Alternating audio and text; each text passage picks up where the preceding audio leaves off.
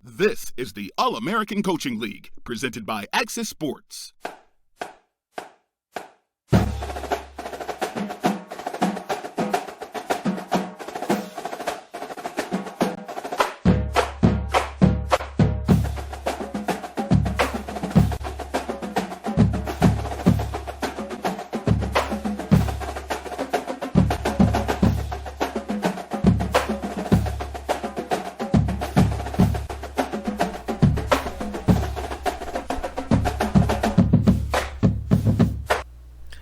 Hey, what's up, party people of the All-American Coaching League? It's Dave Axis bringing night 4, which is your final night of week 5, our last 3 games this week of the All-American Coaching League, brought to you by Axis Sports. And we've got some doozies tonight, folks. We've got 21st ranked East Carolina traveling to the 4th ranked Indiana Hoosiers. And here's what's important about this game tonight, folks, is that if Indiana wins tonight, they will play Akron next week, and the winner will be the leader of that division, of the dumpster fire division. So important game tonight. Let's see if the Pirates can continue upset week and take out the Hoosiers or not. Second game tonight, a natural rivalry between the 8th ranked Kansas Jayhawks and the 13th ranked Colorado Buffaloes. That's going to happen in Game 2.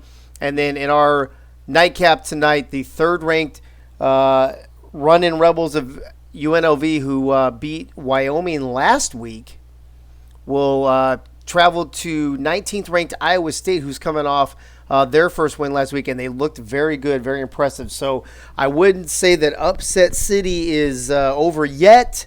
There could be more upsets to go. Greenville, North Carolina, where actually we're not in Greenville. It's in they're going to what is it? Where do the Hoosiers play? What is that? I know it's Indiana. Was it Blooming something?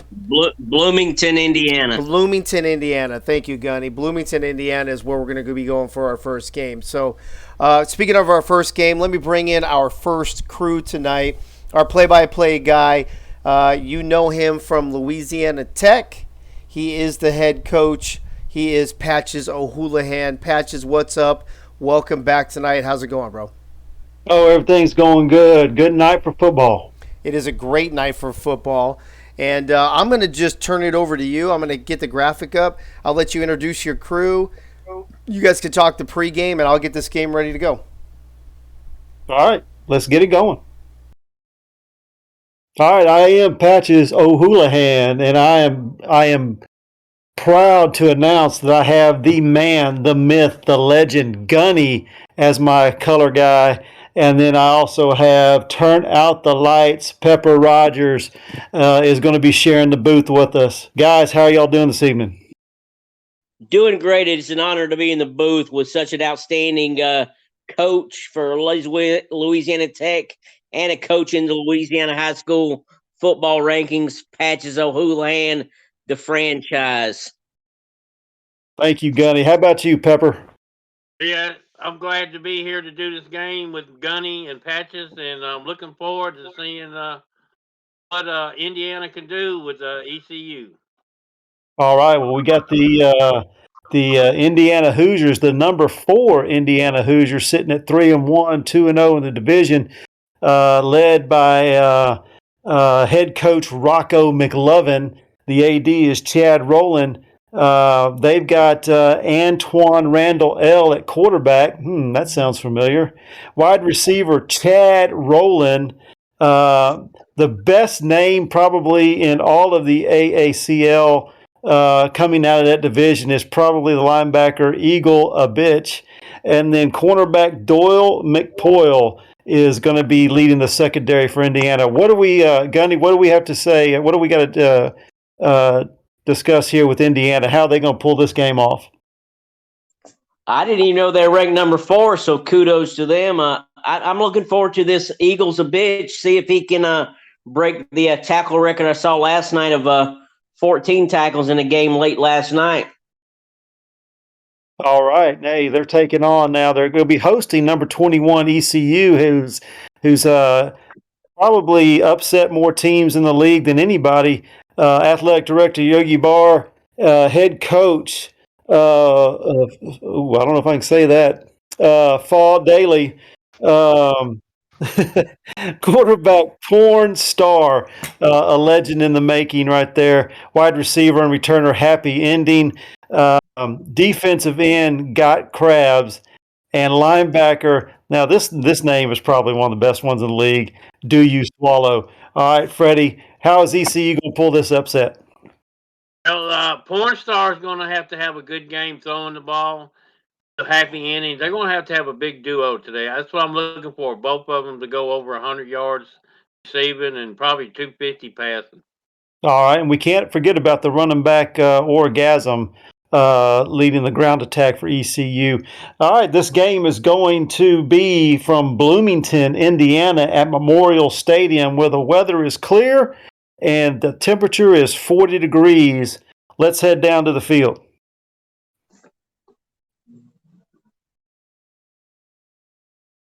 You see the Indiana Hoosiers leaving the sports complex, coming onto the field. A large crowd here in this 40-degree weather. I don't see an empty seat in the house. A sea of red there. I think they're all here to see Eagles a bitch amongst many others in the Hoosier faithful.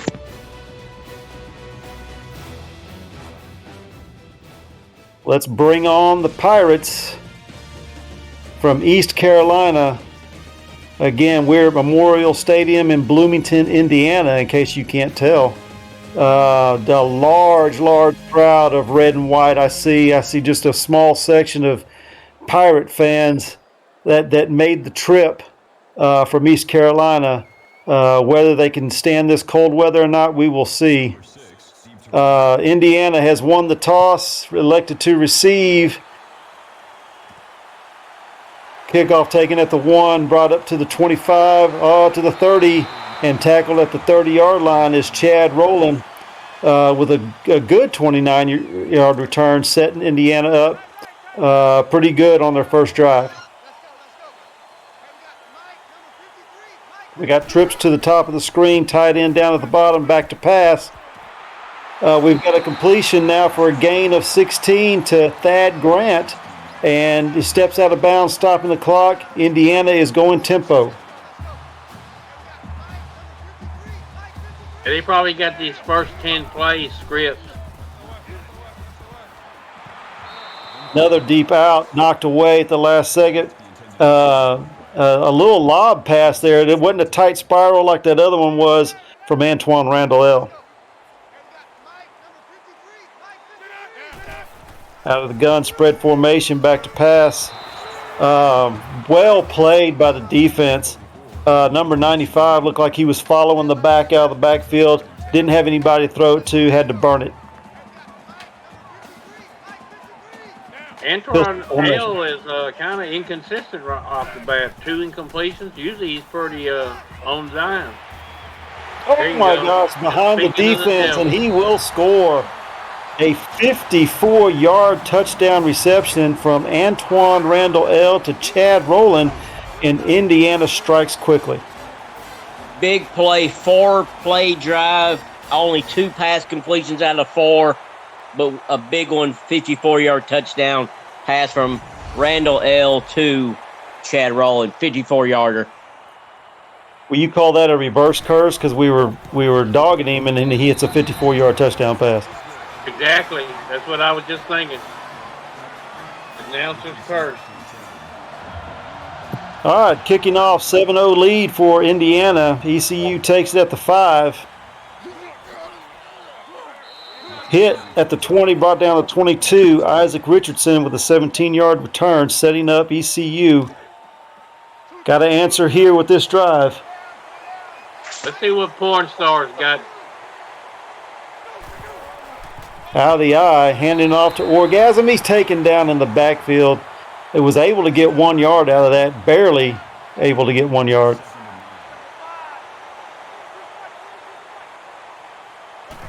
Out of the eye formation again, another handoff to Orgasm. He's met in the backfield again, a 3-yard loss by Jerome Mays. for Indiana. Now it's going to be 3rd and 14 for the Pirates. Not what you wanted right here, Freddie. I think they need to throw it a little bit. Well, here they are in spread formation, shotgun, quarterback, running back to his left. He's got his man, but it's going to be short. Had to check it down. Travis Baldwin with a 7-yard reception, but it's going to be short, forcing the Pirates to punt. And now Indiana could probably pull away if they can have the same type of drive they had last time. It wasn't a very good start for the Pirates. Yeah, good drive on the defensive side for the Hoosiers, but they need to keep feeding Orgasm the ball. He's going to carry the ball at least 20, 25 times to try to help the ECU attack. Spread formation, shotgun. Antoine Randall is going to run it, and he is hit hard after a 1-yard gain. I'm surprised he got up from that. That was the first rushing play for the Hoosiers. Handoff now to the running back. He's got a good hole. Running for a 12-yard gain is George Talafero. First down, Indiana, ECU territory, and going tempo again. We've got two running backs in the backfield out of gun. We've got motion across the formation. Play action pass has his man for a short gain. Ejaculate for a 2-yard reception.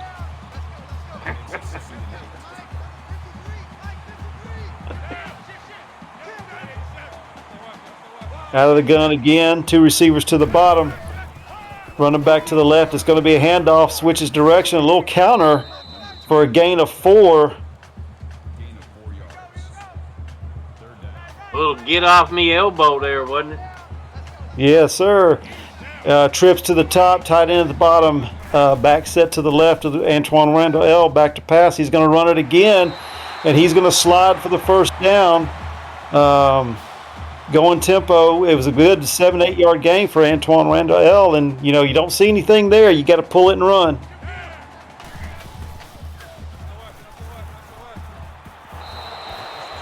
Ooh, knocked away by shooting blanks. Good pass defense there. I wonder if shooting blanks is covering ejaculate throughout the game tonight. Out of the pistol formation, it's going to be a handoff to the running back, Talafero, for a 7-yard gain. It's going to be 3rd down and 3. Pistol formation again. Snap back to Randall L. He's going to pull it and run, and he is down inside the 10. It's going to be an 11-yard gain for Randall L., and it's going to be 1st and goal just inside the 9-yard line. The Pirates need to put a spy on the quarterback because he's just running up the middle every play. Hands it to Teleferio, 4-yard, 3-yard gain. 2nd and goal. Of all people to wait for, they got to wait for the quarterback to get back, and he sets up, running back to his left, back to pass in the end zone, and it's a touchdown. Lonnie Dickshot with the grab from Randall L., and that's his 2nd touchdown pass of the game. 13-0 with the extra point pending. Pirates going to have to tighten up, and this game's going to get ugly real quick. Pirates playing a little tight, seems like. Maybe the little jet lag from the trip over. Indiana's jumped to a quick 14-0 lead. The ECU Pirates are going to have to answer here. They cannot afford to fall down behind any more than they are now. Lonnie Dickshot, we found out is the brother of Donnie Dickshot, which has a baseball scholarship and playing professional baseball in Columbia with the Kings. All right, here we go. We got 3 down for the Indiana Hoosiers. It's a screen, broken tackle. Happy ending. There's his first catch of the evening with a 6-yard gain. The Pirates need to throw the ball down the field a little more. All this short passing is not going to make it. Two receivers up top. He's going to check it down, and it's dropped. Porn Star was on target there but the ball was dropped, which would have been close to a first down.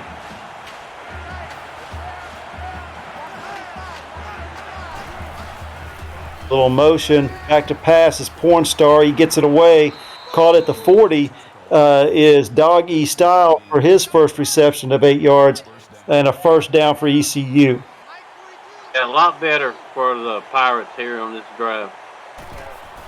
Under center this time, he's going to hand it off to Orgasm, and he gets a little bit of a hole to get into and for a 3-yard gain. So far, this is a good drive. They used about 3 or 4 different players that we didn't even see on the first series of the game. Oh, and a dangerous pass right there.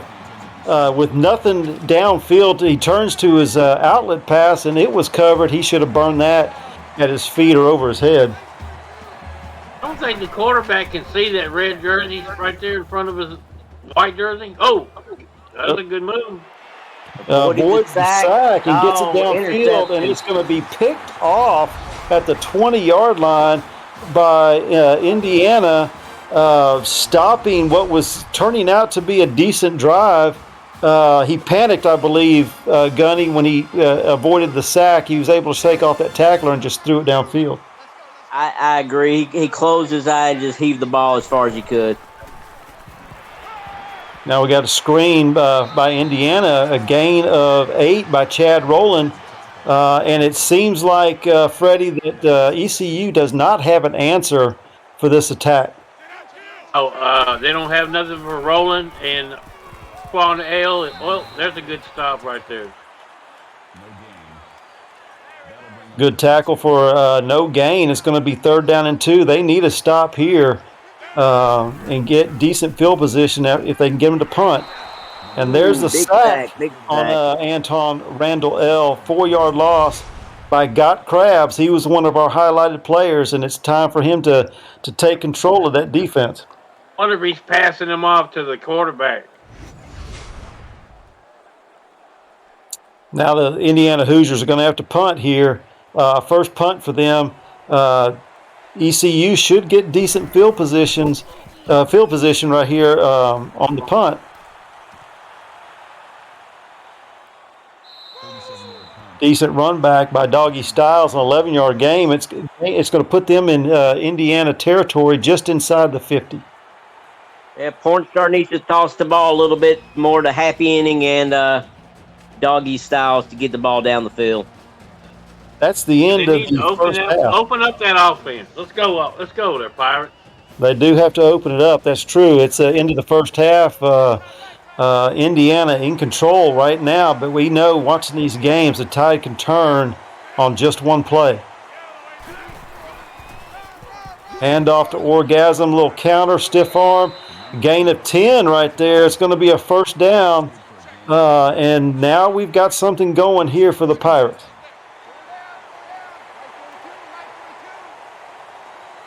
Two receivers to the top with the tight end out of the I formation. Going to hand it off to Orgasm again. There he is, sneaking through that hole for a 6-yard gain.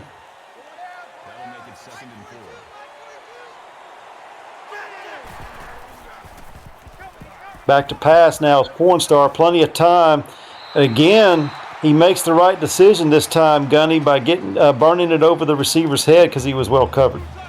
Yeah, that was a good play on first down with 6 yards to start it, but that was good for him to just throw the ball out of bounds, out of harm's way. Little movement by Doggy Styles, back to pass. And there's a completion. Travis Baldwin, the 7-yard completion, his second catch of the game. First down, ECU, just inside the 25. Trips down here at the bottom, back to pass. Got him again. That's Travis Baldwin with his 3rd reception, 8-yard gain, 2nd and 2. Yeah, ECU's got a nice drive going here. Let's just make sure they capitalize on it. Hand off to Orgasm, lowers the shoulder, gets the first down, and inside the 10-yard line, a 9-yard gain. It's going to be 1st and goal from the 8. ECU needs to capitalize on this drive, get back in this game. Counter again to Orgasm. This time met at the line of scrimmage. Gets 2 It's going to be 2nd and goal from the 6.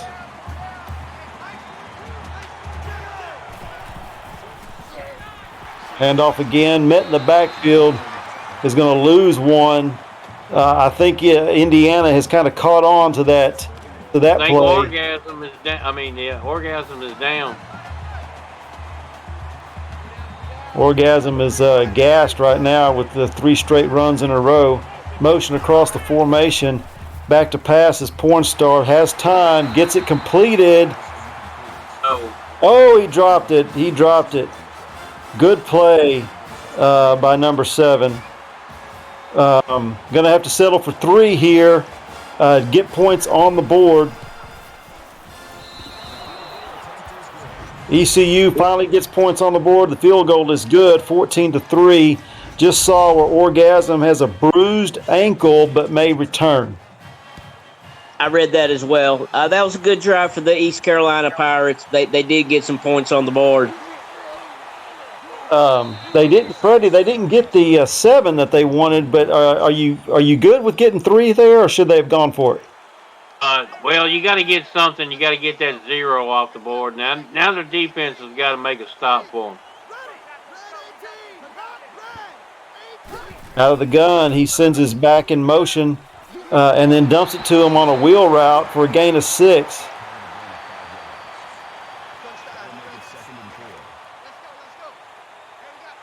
Both teams like to use hurry up this game. Spread formation. Keeper by Randall L. for a first down, 9-yard gain. The Pirates just don't have an answer for that. They'll go for that fake every play and just leave the quarterback free. Got time, gets it to his receiver for a first down. Lonnie Dickshot with a 13-yard reception. Gunny, besides 2, maybe 3 plays out of the whole offense, East Carolina just doesn't really have anything for them. No, they're not getting any big plays, but they're doing number 17 and 18 are pretty much controlling the ball on the outsides on the wide receiver core. Yeah, that's Chad Rowland, number 17, and he's already at 76 yards, and we're still in the second quarter. There's an incomplete pass by probably one of the worst passes of the night for him, thrown into coverage like that, hitting him, hitting the guy wearing the white jersey instead of the red jersey.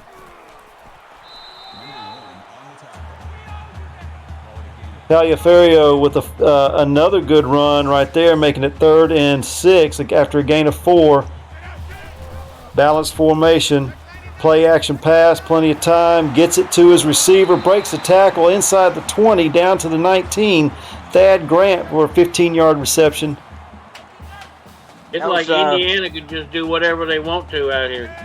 I agree, yeah. Motion across, again, wheel route by the running back.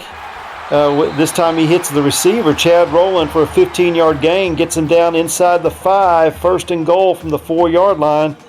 Knocking at the door is the Indiana Hoosiers, trying to put this game out of reach. Oh, there it goes. Touchdown. Oh, wow, I thought he got that one. Just outside the goal line, couldn't stretch it across. It's going to be 2nd and goal. Wouldn't be surprised if we see that again. He gives it to the back this time for the touchdown, and there it is. And they got the 3, Pirate Indiana. defense all confused. That time they tackled the quarterback and they let the running back go free. Extra point is good. 21-3, Indiana in a commanding lead. They can. I think Freddie, you said it earlier. They just pretty much do what they want to. Gunny, what does ECU need to do to get down the field and score? As Mike always said, they need to score and put points on the board. That was a good return. Plenty of time to score before the half. Out of the shotgun, running back to his right, back to pass, has time, dumps it off for a short gain. The catch is made by Travis Baldwin, but it's just for a 5-yard reception. With 1:51 to go, They call their first timeout, stopping the clock. Pleat to doggy styles and steps out of bounds, stopping the clock at 1:47.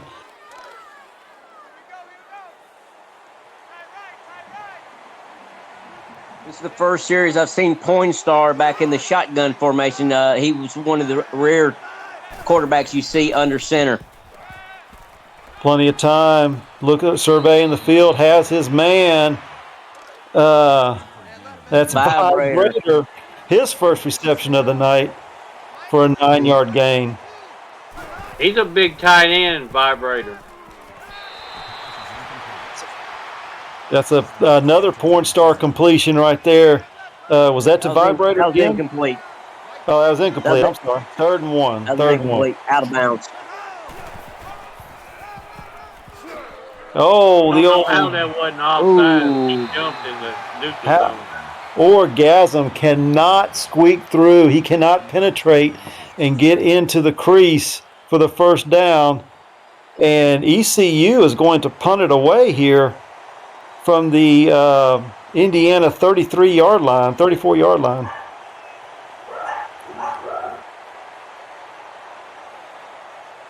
Orgasm should have cut it up a little bit. He tried to go a little bit out wide and was short of the first down.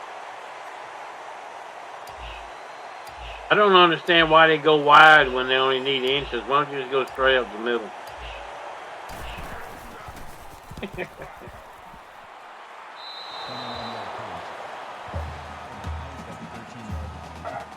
Trying to put it in the corner there, but it goes into the end zone. It's going to be 1st and 10 Indiana with 52 seconds to play and all 3 timeouts.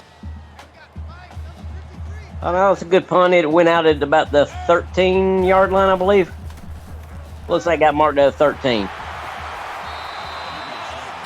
All right, good eye right there. Hey, dump down to the running back for a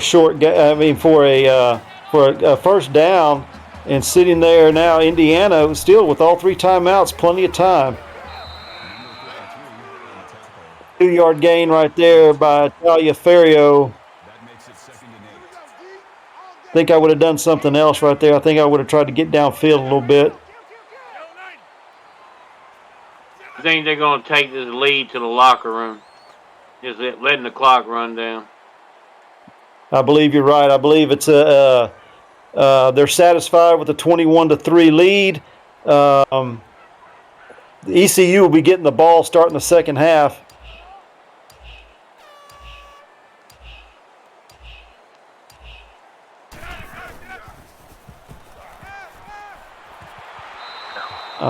Let the time run down and then throw it for an incompletion. 2 seconds left in the half.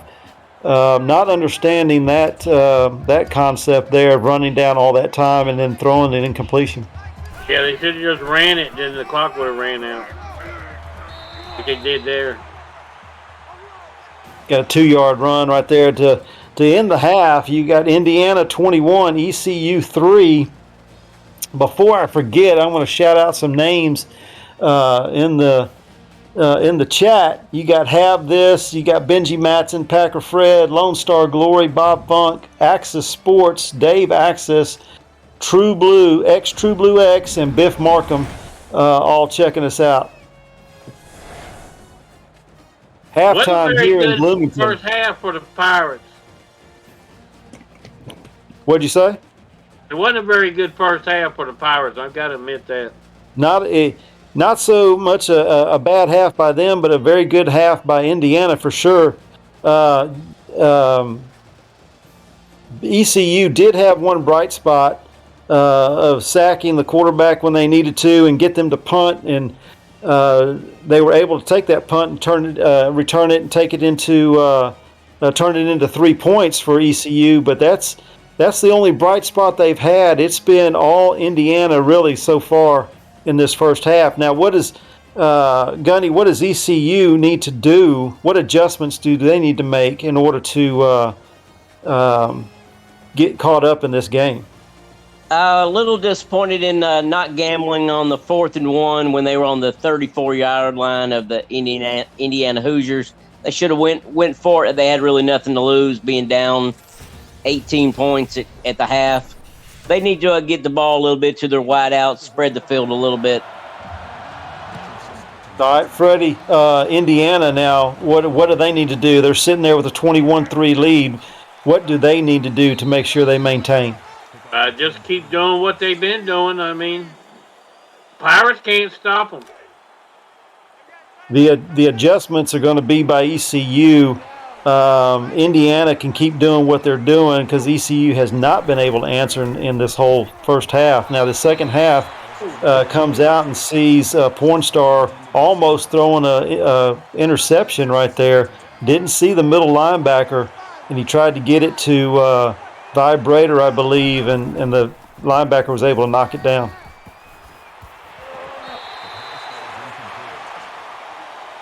Dumping the ball off again, another short completion for no gain. It's going to be third down there, 2 for 6. Pornstar in the shotgun. He's got his back set to the left. It's going to be caught for a 10-yard reception by Travis Baldwin. That seems to be his main receiver right now, but he's going to be short, and ECU is going to punt it away on 4th and short.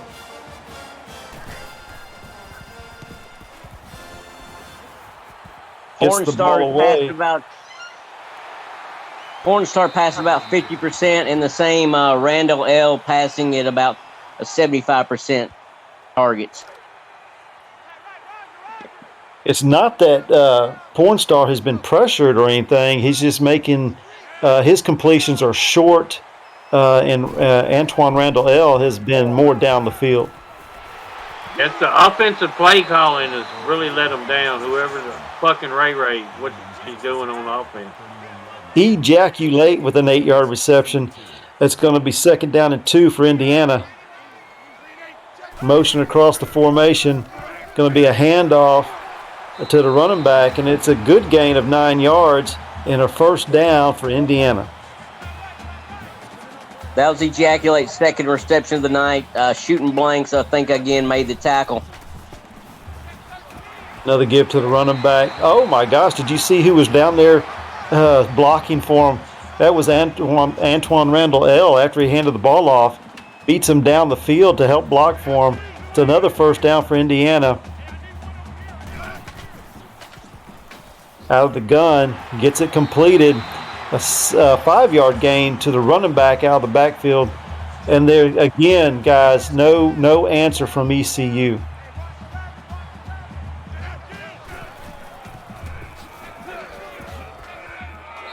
Another handoff, rumbling, bumbling, stumbling, and he has got a 4-yard gain, making it 3rd and 1. IB Humping has 5 tackles on the game. Play action, stepping up in the pocket, gets it away. Picked off by ECU. A bad decision by Antoine Randall L. I thought he was going to step up and run for the 1st down. Should have just took a couple more steps forward, would have been a 1st down. I agree. That's what I thought he was doing, and then he pulled up and threw the ball. Now ECU has to take advantage of this mistake.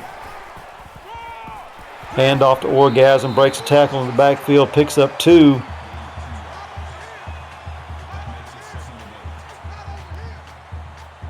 Need to get Doggy Styles involved. Happy Ending has been quiet as well. Knocked away by Luke Ratliff, causing now a 3rd and 8. Too many short passes. They need to spread out the field. Need to go at least 10 yards every time. Under center, back to pass, plenty of time. He's going to throw this one up for grabs.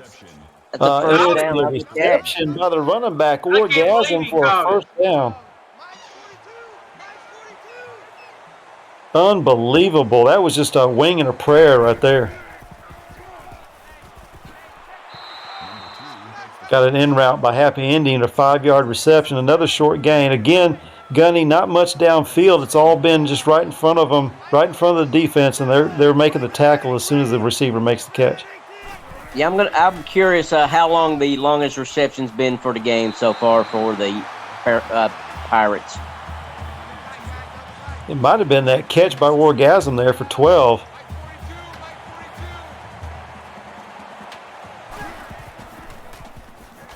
Rushing 4, he has a little pressure. He's going to run for the first down. It's Pornstar with his first carry and a 5-yard gain. That was a good play call. Under center, Orgasm in the backfield.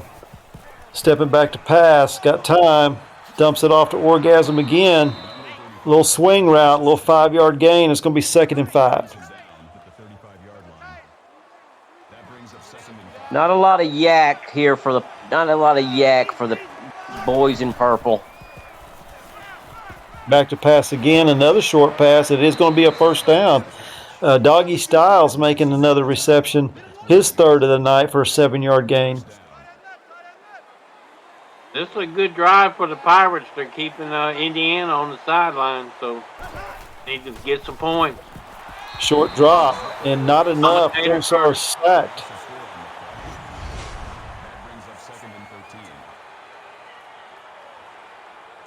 That looked like it was going to be a short setup, a quick game pass, and he just didn't have enough time getting in the backfield pretty quick. Offset I under center, going to drop back to pass. He has a little pressure, takes one off, dumps it off to his fullback. Is going to be tackled for the first down. That's William Thompson, a 14-yard reception. His first of the game, first down, ECU. Lucky to get out of that sack. I was thinking it was going to be 2 sacks in a row. Hand off to Orgasm on the counter. Can't break the tackle, though. Going to be, did he fumble the football? He fumbled the ball. It's Indiana's ball. Oh, my goodness. That was not Orgasm that fumbled the ball. That was Day on the run of the football. He lost it. Indiana has recovered, and it's going to be 1st and 10 just outside their 15-yard line.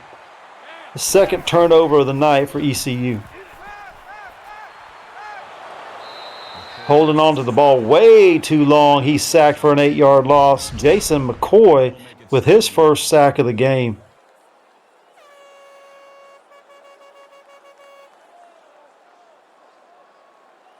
Yeah, he held on it way too long. Got to get rid of that ball. I was just about to say he's had plenty of time. That was good penetration by the ECU defensive line. You were just waiting to say that word, wasn't you? Penetration. Going to be a handoff to the running back. A good run to help get him out of a hole. It's a 9-yard rush. Now it's going to be 3rd and 9. This is a manageable down here. The way Antoine Randall L has been throwing the football, they can't. Yeah, they made it back to the original line of scrimmage. Little screen pass to the running back. Good job there by the linebacker, pulling him down from behind, and it's going to be 4th and 6, and it's going to be the 2nd punt for Indiana. The Pirates have played good defense this second half. They haven't given up no points. Their own offense would help them some. Isaac Richardson with a 2-yard return on that punt. Now they need to hold on to the football. 2 turnovers has cost them. Fortunately, Indiana was not able to do anything with that fumble, but now we're going to have to see what ECU can do. Handoff to the running back, Orgasm, a 6-yard rush. It's going to be 2nd down and 4. Pretty sure number 21's in the doghouse tonight. We might not see him back in the game to replace Orgasm anytime soon. Orgasm with the 2-yard rush. Now, Orgasm, remember, has that bruised ankle, so that's probably why 21 was in there, just to give him a little rest and maybe a retape of the ankle or something. But that's the end of the 3rd quarter. The score is still 21-3 in favor of Indiana. Even though the score has not changed from the half, Indiana is still well in control of this game. Toss left by ECU for a 6-yard gain. Orgasm there with the first down. Need to see more of that. Yeah, I believe ECU's kind of controlled the second half. They just no one has any points to show for it. And ECU got 2 turnovers. How did Vibrator catch that ball? That's his second reception of the night. 7-yard gain, 2nd and 3. I thought that was intercepted. Wide open is Doggy Styles for a 14-yard reception. It looks like Porn Star has started to find the groove.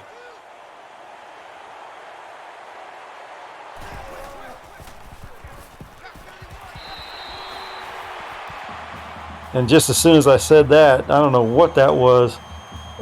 Porn Star looked like he was getting in some rhythm, but then kind of jerked a little bit there and had to throw it away.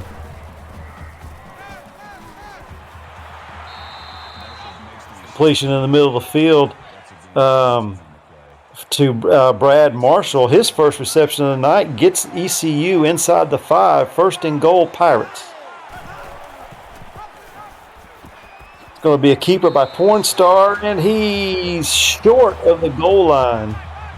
Second time in the red zone. We hope it ends up a lot better than the first time when they had the fumble on in about the 15-yard line. Porn Star under center. He's going to drop back to pass, and he's going to sling it out of the end zone. Number 21. Should have just went forward. It looks like all he would have to do is just fall forward, and he would get it. I would be giving the ball to Orgasm right here, let him find the crack and get in. Yep, there you go. That's the backup. John Day. He's there you go. John Day is redeeming himself on the fumble and scoring a touchdown for ECU. That's going to give ECU their first touchdown of the evening, 21-9, with the extra point coming up. There we go. 2-point conversion also to John Day. John Day with a 2-point conversion. Unbelievable. Now we've got a 10-point ball game. ECU 11, Indiana 21.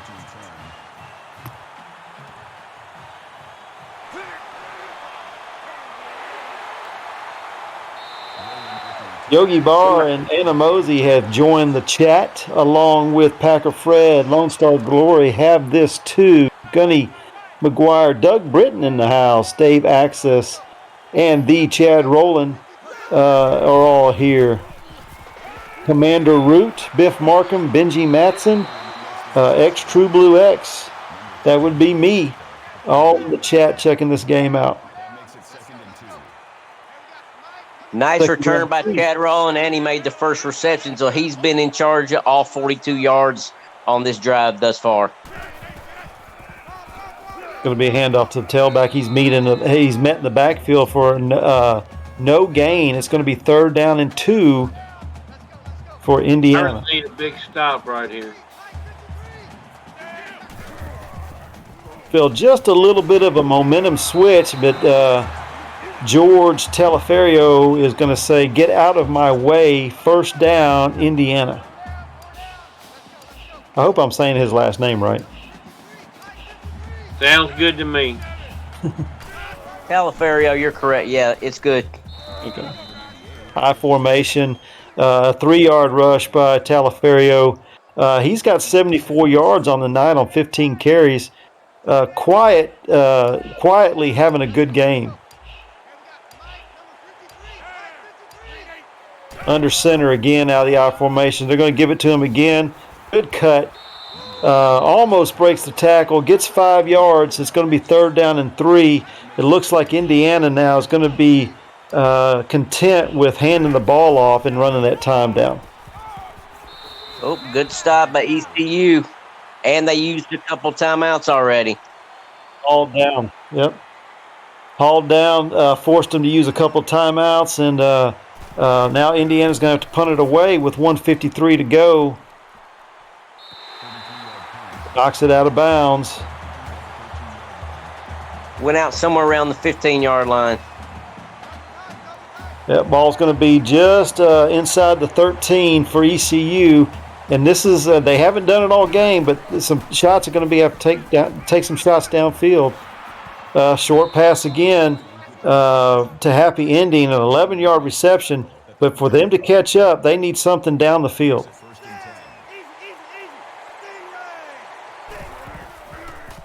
Under center, 7-step drop, plenty of time. Again, short pass.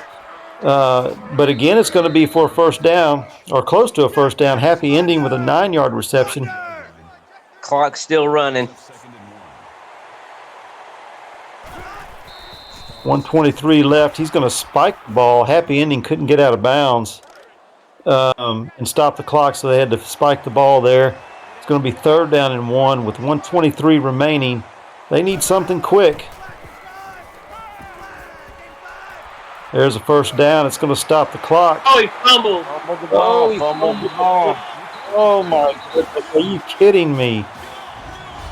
He had the first down, then he went backwards. The party's over. That's your boy Vibrator. Was struggling for more yards. I guess he didn't think he had the first down and was struggling for that extra yard, and Indiana was able to pop the ball loose. Freddie? That was a big stick by number 42. He's also the defender that had an interception earlier in the game. There's ECU's last timeout. 1:13 to go. Antoine Randall L under center, I formation, going to give it to Talaferio. He's stopped in the backfield for a -2 yard loss. It's going to be 3rd and 11, but the time is running down. I think this is going to be about it. Freddie, you can warm up the vocal cords and let her rip.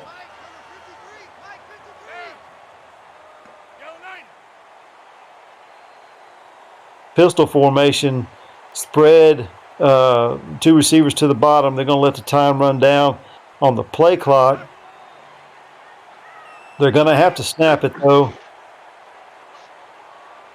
Look for a handoff to Teleferio.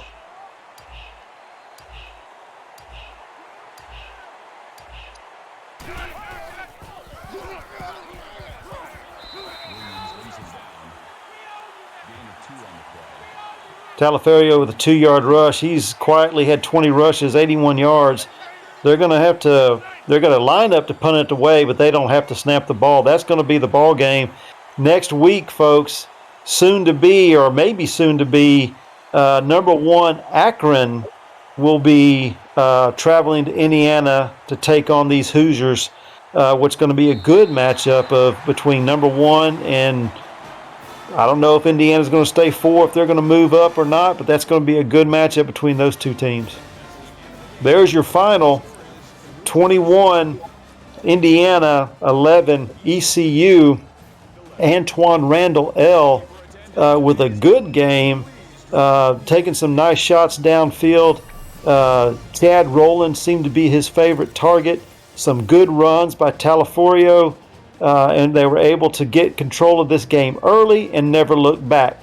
Freddie, what do you got to say about this game? Well, it was a very good first half for Indiana, but the second half was they play like this second half against Akron. You're going to be blowed out, I hate to tell you. You have to score more than 21 points. Yeah, Gunny, 21 points in the first half. For Indiana, and then nothing to show for it in the second half. Do you think maybe they just kind of put it in coast mode, thinking they had the game in hand? I do believe George Talaferio ran the ball a lot more in the second half after the big 21-3 halftime lead, because he had the receivers in the first half. Chad Rowland with the first touchdown. Lonnie Dickshot scored the second touchdown, and then the third touchdown was from the 1-yard line by George Teleferio. So, I mean, they spread the ball out on their offense, but yet, just like Freddie said, they're going to need some more firepower offense in next week's game.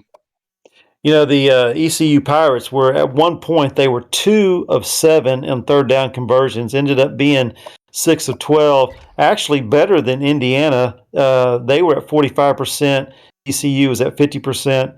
Antoine Randall L., 167.7 rating. He was 15 of 21 for 186 yards, 2 touchdowns, 1 interception. Talaferio, like I said earlier, 20 attempts, 81 yards rushing, averaging 4 yards a carry. That's what you want from your running back. The Chad Rowland, almost 100 yards receiving, had a touchdown. Brothers had Fitzpatrick had 7 tackles, 6 solo for Indiana, leading that defense. Not much from Doyle McPoyle. I didn't call his name at all. And then Eagles a bitch. We were excited about him. Only had 1 tackle for the evening. But whenever ECU is dumping the ball downfield in these short passing game and everything, and not having the ball much as Indiana, probably not going to have as many tackles. And you see the coach from Indiana, Roland's already talking trash in the chat. Something about booty hole or something. Who was number 42 for the Indiana defense? He was the one with the interception and the forced fumble. I did not catch his name. I didn't catch his name either. I got you. Pornstar had 20 completions on 31 attempts, 173 yards, an interception. That's the one where he just kind of panicked a little bit on the almost sack and just heaved it downfield. Not much from Orgasm. They tried to get him going there. They gave him the ball 14 times, but not much to show for it. You've got Happy Ending with 4 receptions, Doggy Style with 4 receptions. It was Travis Baldwin who had the most receptions of the night. Not a name we didn't think, we thought we would call very much. But you have John Williams, the free safety. He's always been a big name, making tackles for ECU. They were on the field a bunch, especially the second half with Indiana running the ball a lot and trying to run that clock down.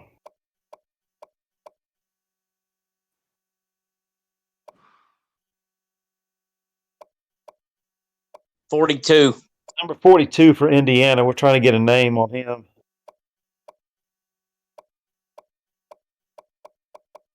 Maybe it was 24. It could have been him. I think you're right. It was 24, not 42. Luke Ratliff, good defensive outing for that young man. 1 interception, 1 forced fumble. Might get defensive player of the game for Indiana. I did see Pornstar's longest pass play tonight was 17 yards. Was his longest pass. Yeah, we knew it wasn't going to be very much, and not any, very many, if any, shots down the field for Pornstar, and that's not going to get it done moving forward into next week.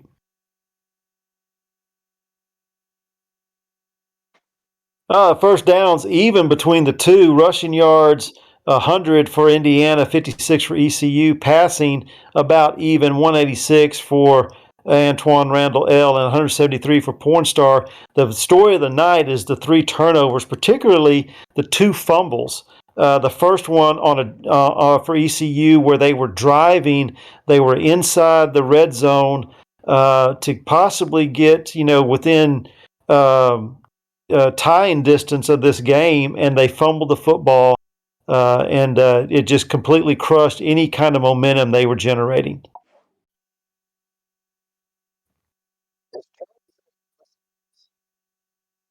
You have Antoine Randall L., like I said earlier, 186 yards, 2 touchdowns, 8 carries for 19 yards. Harry Nicholson, defensive stats, 4 tackles, tackle for loss, a sack, and a fumble recovery. Orgasm, his offensive stats, we said earlier, 45 yards on 14 carries, just about, sitting almost 3 yards a carry, I think 3.1, something like that. 2 receptions for 17 yards, and an amazing catch late in the game for 12. I didn't think he was going to come down with it, but he was able to muscle 3 guys for it. And then you got Eric Hopkins, the cornerback for ECU, defensive stats of 1 tackle, 1 interception.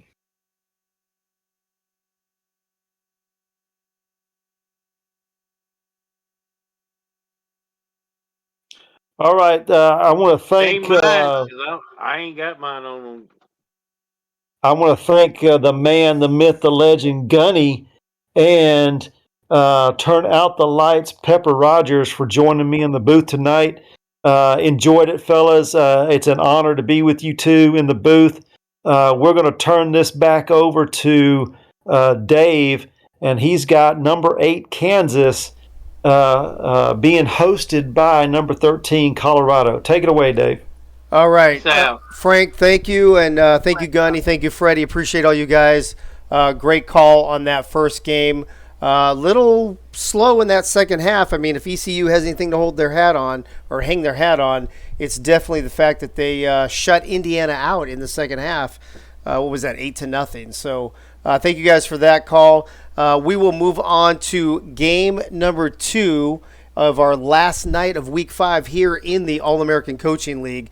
I am joined in the booth by my color commentator, Mr. Cliff Allen. Cliff, what's going on? How you been? Welcome back to the booth, bro.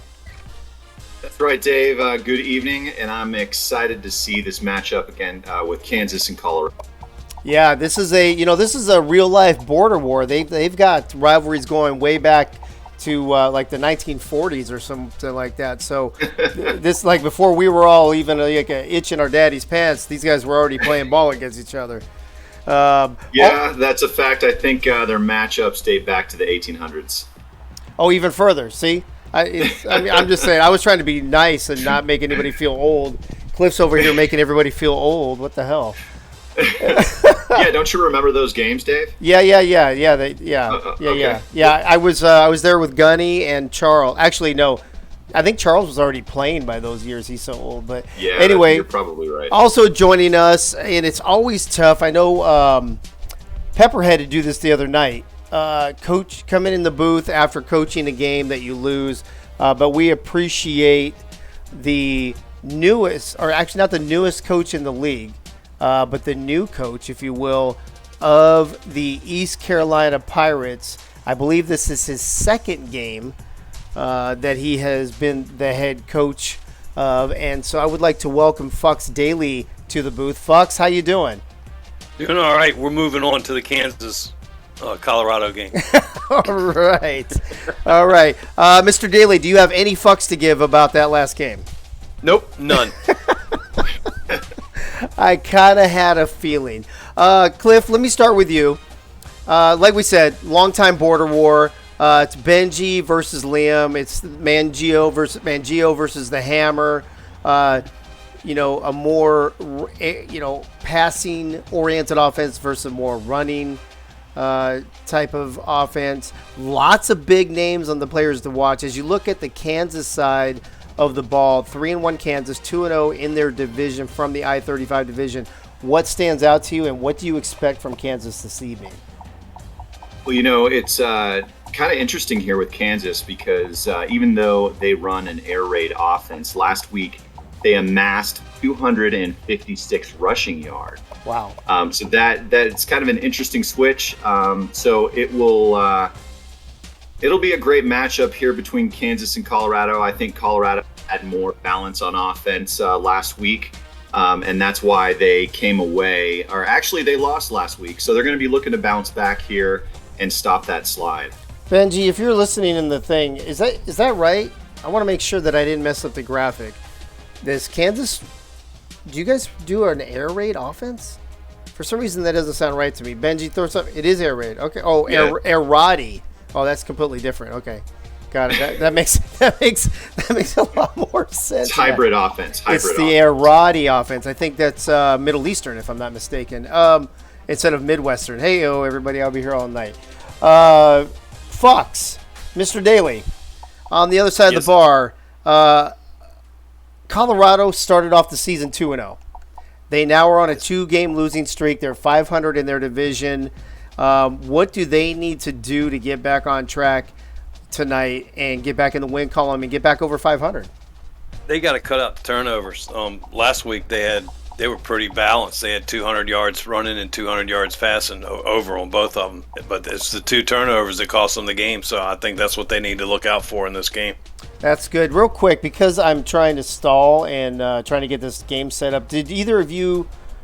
Actually, let me rephrase this question. Cliff, I'm gonna ask you this question. Did you happen to watch the last game? I caught just the review of the stats at the end of the game. Did you happen to catch any of the Akron game last night? I'm not going to be a lot of help here because no, I did not. Did Akron fall? No, Akron crushed. Crushed. Yeah, they crushed big time. I'm looking for the score right now. They beat. The score is not indicative of the game. Yeah, it was even worse than the score. They 38-20. Yep, they beat Central Florida, former number 1 team, 38-20. So wow. Knowing that what you know, and Indiana just playing a moment ago, and Indiana putting up 21 strong points in the first half and then faltering and putting up a goose egg in the second half, they host Akron next week, who everybody assumes Akron will be the number 1 team in the nation. What are your thoughts on the Akron team going into Indiana next week for the game of the week? Well, if there's one thing we know about the AACL, it's that no team is safe. And it being an away game, it definitely gets my attention. I've called one Akron game, and they were ridiculously impressive. And so if I had to call the game right now, I would say Akron walks away with the win next week. That'll be interesting for sure. Fox, what is your take on that same situation? Akron is no East Carolina. It'll be a whole different ball game. We laid down and let Indiana roll over us. Well, hey, if nothing else, like I mentioned before, you did beat them 8-0. Yeah. In the second half. Score. Yeah, we dropped the ball at the 10-yard line. We threw interceptions. What else could we have done to help them out? I don't know, but Chad Rowland had a great first half, so Yeah, he did. Sometimes those things just happen. That being said, the weather in Boulder, Colorado this evening, folks, it's going to be chilly, which I'm sure nobody's surprised. It's going to be 30 degrees. It's not raining. It's not snowing. We've got clear skies, but it will be chilly. Before we run out to the field real quick, Cliff, last thoughts on this game. And, anything that you didn't say when I asked you the first time, as I am stalling for more time. Sure. I think that the Colorado defense with 3-4 is well suited to play this air raid offense. Again, it'll be interesting to see whether Kansas has more balance on offense or not. So if they can find some balance, I think they're going to come out victorious here tonight. Okay, Fox, you have the last word before we go out to the field. Your last thoughts on this 8th-ranked Kansas team traveling to 13th-ranked Colorado? It should be a good matchup, but that ground is going to hurt, and we're going to see who really wants to catch a ball and run a ball in 30 degrees. Yeah, and that's the thing, right? When it's that cold, the ball is harder.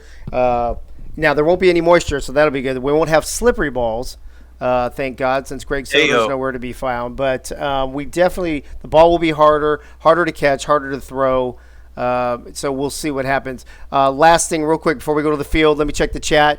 We've got Anna Mozzie, Benji, Matson, Biff, Mark and Bob, Funk, Commander Root, Dave Axis, Doug Britton, Gunny McGuire, Have This Too, Lurks, Packer Fred, that's Frank the Franchise Way, Benji, Matson, Gunny, I think. Charles is in the house, Chad. Good to see everybody. So let's kick it down to Boulder, Colorado. Folks, for this one, 30 degrees, and here come the Buffaloes.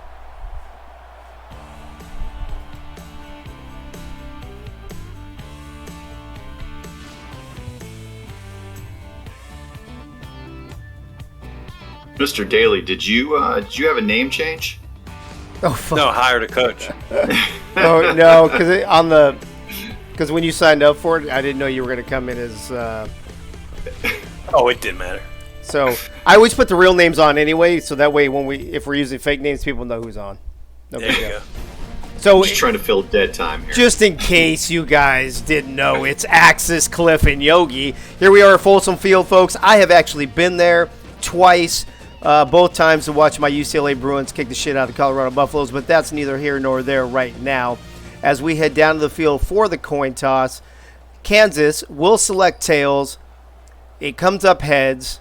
Colorado wins, and they are going to kick off to Kansas. So here we go, folks. In Boulder, Colorado, 30-degree weather. Kansas in their all whites. Colorado in their classic black and golds. And we've got some I-35 football, folks. Nice return there out to the 21-yard line.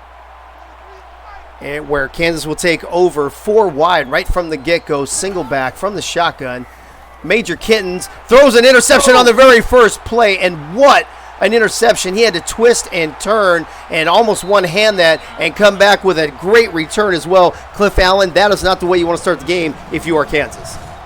Absolutely. You're on the road here. You want to get at least a first down and get momentum. Being away, turning over the ball deep in your own territory is not a recipe for success. No, and Yogi, look at that. That corner doing a little twisting and shouting, getting that. That's that air Roddy offense.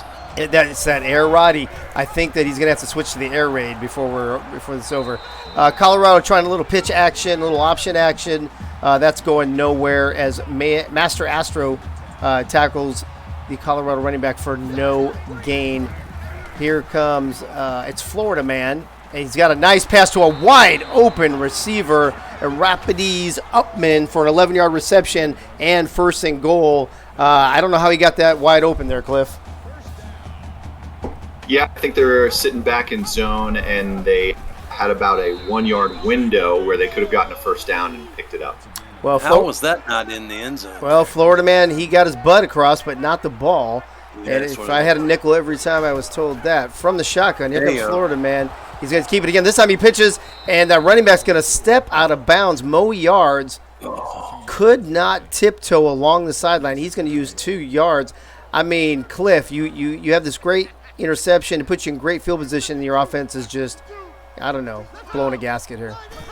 Yeah, that was a bad look for the quarterback with some indecision on the option play, and it has cost them 7 points. Huge stop there, Yogi, by Kansas. And if you're Kansas and you start off the game on the first play like that, they're going to go for it. They're going for it. Let's see what happens before I ask. Moe Yards, and that was parted like the Red Sea. Moe Yards right in there for a nice, easy couple-yard touchdown.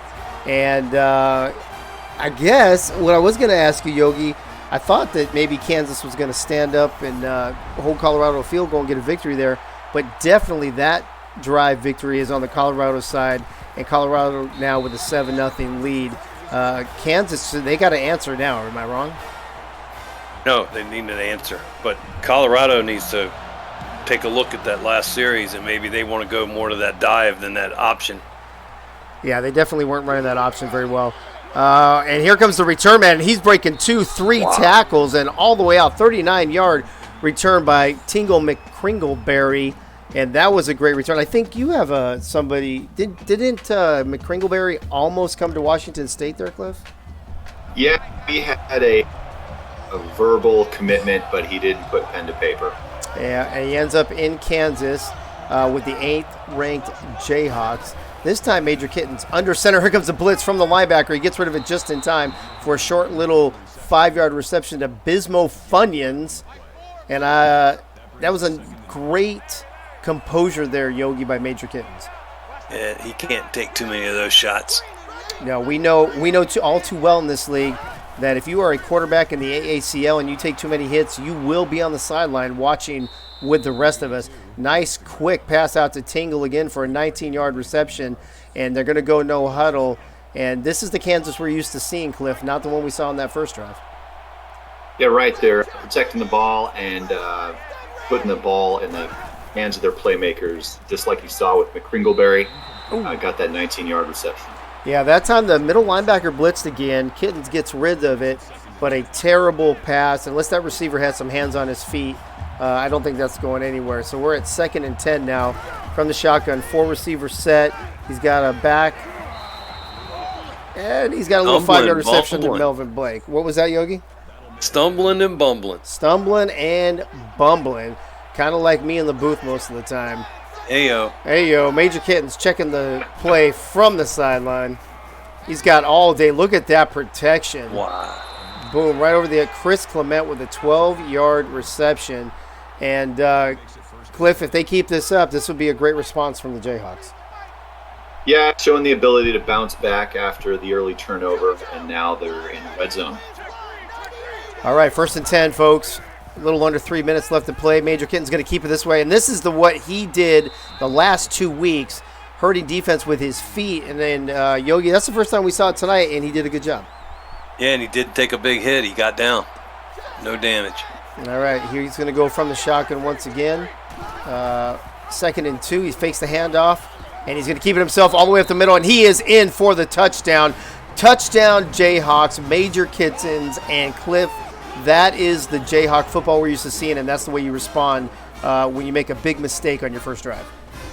Yeah, decisive decision-making, did not run to the sideline, went north-south, and ends up in the end zone.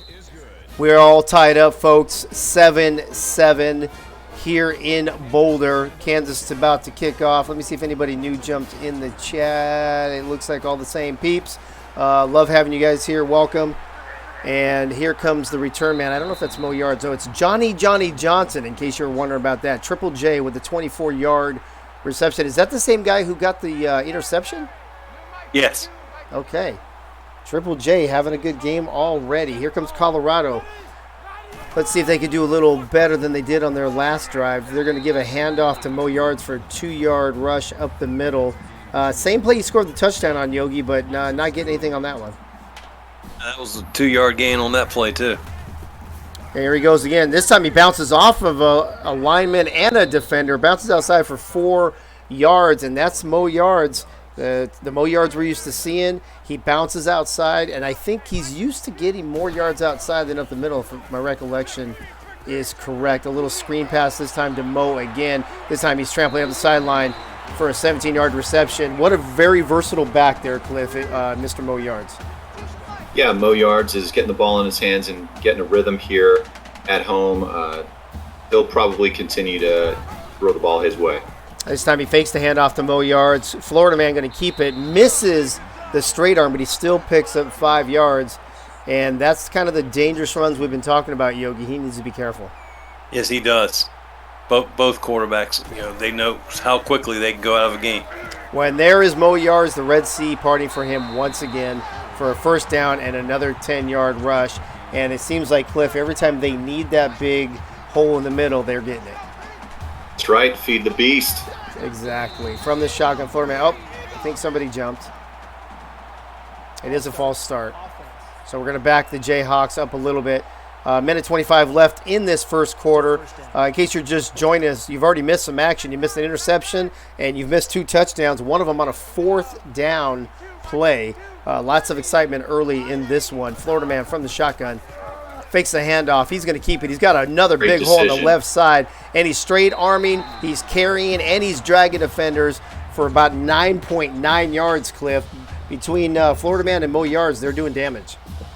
Yeah, both these guys are putting the team on their backs and moving the ball down the field. Oh, that time I don't know what's going on here. The Statue of Liberty where you just hold the ball till you get tackle play. He went into a fugue state. See, I think number 18 was actually supposed to take the ball. And look at Florida man was so pissed. I think he was yelling. He's like, "What the fuck, 18? Take the fucking ball!" And he forgot he had the ball in his hand, and he gets tackled for a 5-yard loss. Yogi, that's not the kind of communication you want on the field. That almost looked like it was a play out of the air rowdy offense. Oh, maybe Colorado's stealing signs or something. It might be stealing signs. Here we go. Randy Powell with a deflection there. And Colorado going to have to settle for a field goal on 4th and 1 as we're coming up to about 30 seconds left in this first quarter. It looks like, is that going to be short? It's going to be good.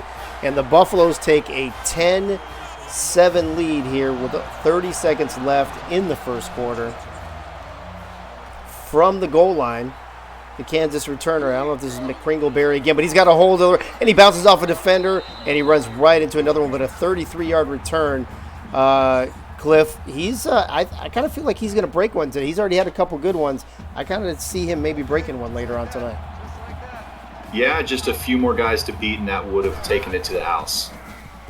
Here's Major Kittens from the shotgun. Nice little pass to the sideline, a little toe tapper for Chris Clement, a 4-yard reception. You know, Yogi, I love those plays where the quarterback throws the ball like 40 yards for a 4-yard gain. Yeah, for a couple inches, no doubt. My all-time fave. Well, that and the screen pass. The screen pass is my favorite for sure. But. All right, checking the play from the sideline, folks. Running back goes in motion to join the 4 receivers, and he's got a little slant pattern, number 82, for a nice 5-yard reception. That's McCringleberry again, and that's going to wrap up the first quarter already. A very fast first quarter here in Boulder.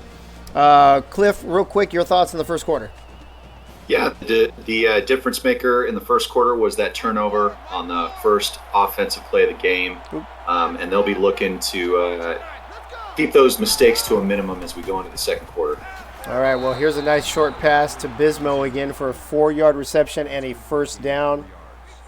And Kansas, I mean, you know, they're only getting 3, 4, 5 yards at a time, not those big, 15, 17-yard runs that Colorado's getting, but it seems to be just as effective, Yogi, on both sides of the ball.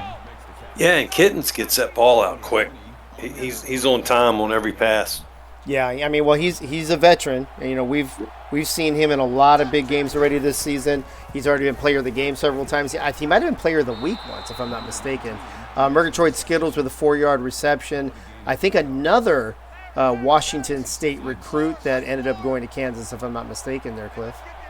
Yeah, that's correct. I don't know what happened on their recruitment trips, but, I'm not going to say it was shady activity, but I'm going to go ahead and say it was shady activity. Well, Kittens takes a 1-yard loss on the keeper there. I think what I heard was they were on the buddy package anyway, so I don't think you were going to split them up is what I heard. I mean, I can't neither confirm nor deny that report. Okay, it could be conjecture. I don't know. But buddy package is not what you want to hear in this league. Heyo. Agreed. Heyo. Especially if Greg Soder's on the mic. Exactly what I was thinking, Bucks. Yeah, we don't really give much grace here in the AACL when it comes to names or words. 4 wide receivers set from the shotgun. Major Kittens going long. He's got a man open, folks, and he is wide open for the touchdown. Murgatroyd Skittles, a 37-yard reception, and that puts Major Kittens over 100 yards already. Cliff, that was a beautiful play. Yeah, Skittles beats his defender, and then the QB just throws it over the top for an easy touchdown. Unbelievable, Yogi. And we were just talking about how they were only getting a few yards, and they come back with these couple big plays and score a touchdown. Exactly. It was like they set it up with those short passes. It is part of the reverse commentator curse, I believe. If you talk shit, they do well. If you give them kudos, they suck. So I guess really it's just whoever the commentators want to win the game is going to win the game. How about that? That's what the AAC boils down to. It's all up to us in the booth. Oh, nice return. Nice moves. Little dip, a little doodah there from Mo Yards for 38-yard return. And I'm telling you guys, between these two returners, we're going to see something big tonight. Both teams great field position. Not too many people give special teams players a lot of credit, but we're seeing the fruits of their labor here in this game. Absolutely. Mo Yards with an 8-yard rush up the middle, putting Colorado in a 2nd and 2 situation just across midfield. Florida man from the shotgun. He's going to hand off to Mo Yards. He's got it wide open all the way around the outside. Great blocking there, Yogi, by that Colorado offensive line. Yeah, they cleared that whole outside for him. 1st and 10. They're going no huddle still. Florida man drops back. Oh, he throws a terrible. I hate that play too. Mo Yards, a 4-yard. Wyoming, we call that play about 20 times a game. It's amazing. Florida man to Mo Yards for a 4-yard loss. Hey, but at least he's got his completion percentage up. I guess that's what's important. I almost feel like he was yelling as the ball was coming, don't catch it, don't catch it. Right? Yeah, I think I'm going to have to install that part of the play in Wyoming as well. From the shotgun here again, This time right up the middle again, but that's not Mo yards. That's the backup, number 18. And he's bouncing off players. He's hurdling players. And Randy Powell for a 17-yard rush. I don't think it matters who carries the ball there, Cliff, for Colorado. They're all doing damage. That's right. He brings in fresh legs and powers right through the defense. Yeah, except for Florida, man, who can't decide which direction to run and ends up running for a 1-yard loss. I think Butch Deadlift, is that what I saw was the name of the man who made the tackle? I do like the fact that we are about a quarter and a half into this game and we haven't seen any injuries yet. That's always a plus. Of course, I may have just jinxed it. There's the curse. And there's the curse. Nice little pass out to General Booty. I've been wondering where General Booty has been. His first catch for 8 yards. I mean, don't we all wonder where General Booty is? You gotta wonder. Each and every day. Each and every day. Tight end in motion. From the middle. Is that the linebacker blitz or the safety blitz? Number 47. That was a big Wow. blitz. Astro again. Oh, that's the linebacker, Astro again. And he came in untouched. The receiver ran into the tackle, kept him from making the block. Wow. The receiver was doing some pattern across the line of scrimmage. I don't know what he was doing. Great time to blitz, though, to knock him just outside of field goal range. So now they're going to have to go for it on 4th and 11. Great call by the defensive coordinator of Kansas. And now they're going to oh, my God. Wow. Craven Moore with a 31-yard reception, Cliff. I actually thought the ball was intercepted. I did too. I don't know how he didn't score that right here at the half-yard line. Well, Did it all night. And there's Randy Powell again, and this time for a 6-inch touchdown. And what a catch by the receiver just before that to set that up. I'm still shaking my head on it because I thought for sure that ball was intercepted. Well, Colorado about to go up by 3 here with the extra point. 9 plays in, if I saw that right, it was only 57 seconds. That was a quick drive. It was quick. And that was the backup that scored, too. It wasn't Mo yards. Wow. So, go ahead. Gutsy call on 4th down. Very gutsy call on 4th down to throw right towards the end zone. And, Colorado has shown in this game that they're willing to take chances, and that's why they're up by 3. I agree with that. As we take a quick glance, offense at a glance, points even, plays Colorado with the advantage, total yards even, and first downs 2 more for Colorado. So on paper and in the score box, this is an even game. Kansas looking to answer once again, as you can. Oh, and he tries to hurdle the defender. Melvin Blake with a 15-yard reception, Cliff, and quite possibly a premature hurdle. Mo nuts. You can call that a hurdle. I think it was a karate kick that just missed. Well, I'm just nicer than you, I guess. That could have been a pick 6 by Banhammer. He knocks it down, and I guess that's probably why he plays defense and is not a receiver, or else that could have been 6 to the house. Kansas very lucky there. Major Kittens getting a second chance here on 2nd and 10. Nice little pitch there to Melvin Blake for an 8-yard reception. And again, Yogi, this is what Kansas does, right? A few yards, and then boom, long play score. Dink, dink, bomb. Yep, let's see if they do it again. 3rd and 2. Oh, changing the play, looking at the wristband. Omaha. And it's a run off the left tackle there. Cadillac scoots with an 8-yard rush. I think, you guys, is that the first time we called his name today? Yes, that's his first rush. That was a good audible, though. It was he's open. One of the players to watch, one of the key factors in this Jayhawk offense, and we're almost a half of football done, and we hadn't called his name yet. That's crazy.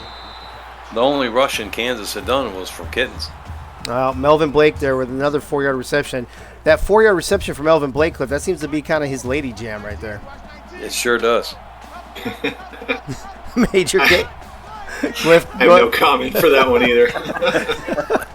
No. When you have no comment with Dave, just agree with it. Everything will go smooth. That's right, Dave. That's right. There you go. Anyway, folks, Major Kittens, I don't know who the receiver that dropped the pass, but he dropped the pass. So there you go. And here we go. There's the big one. There's always that one big play. Kansas, I don't know what that was, maybe 20 yards? To Murgatroyd Skittles again.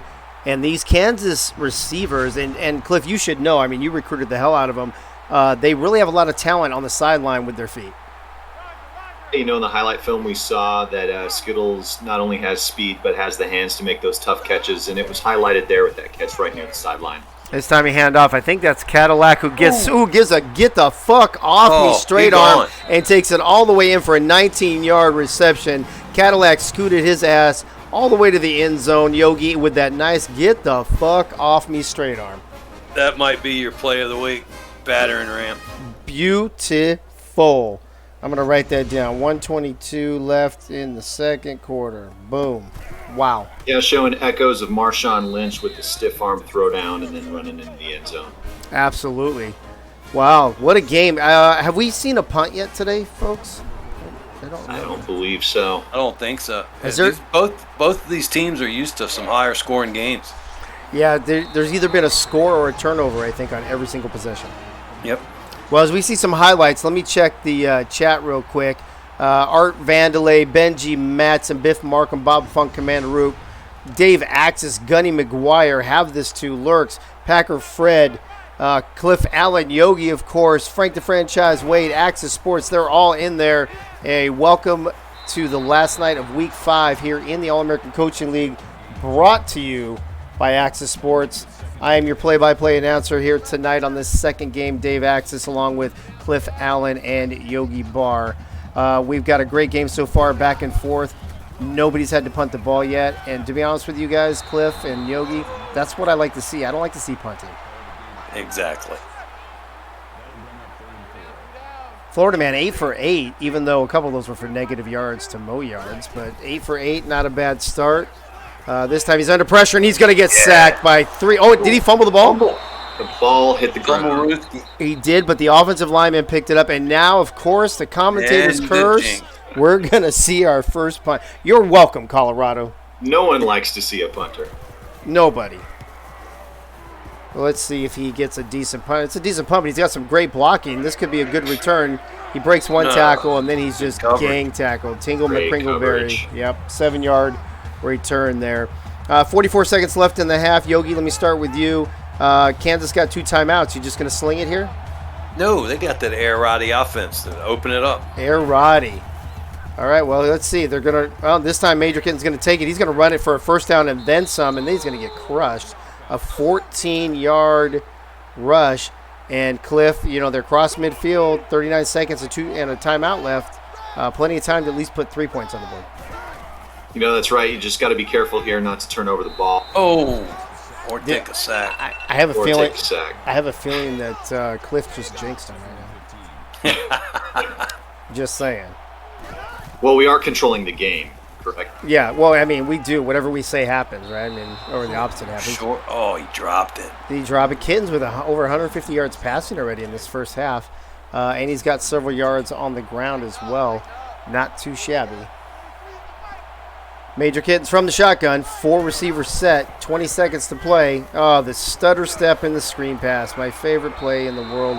And Cadillac scoots 9-yard reception. Clock is running. Kansas going to burn that last time out yet? They're going to let it run. Oh, let's huddle up when there's clocks running with 13 seconds because that makes a lot of sense. You might as well throw a play.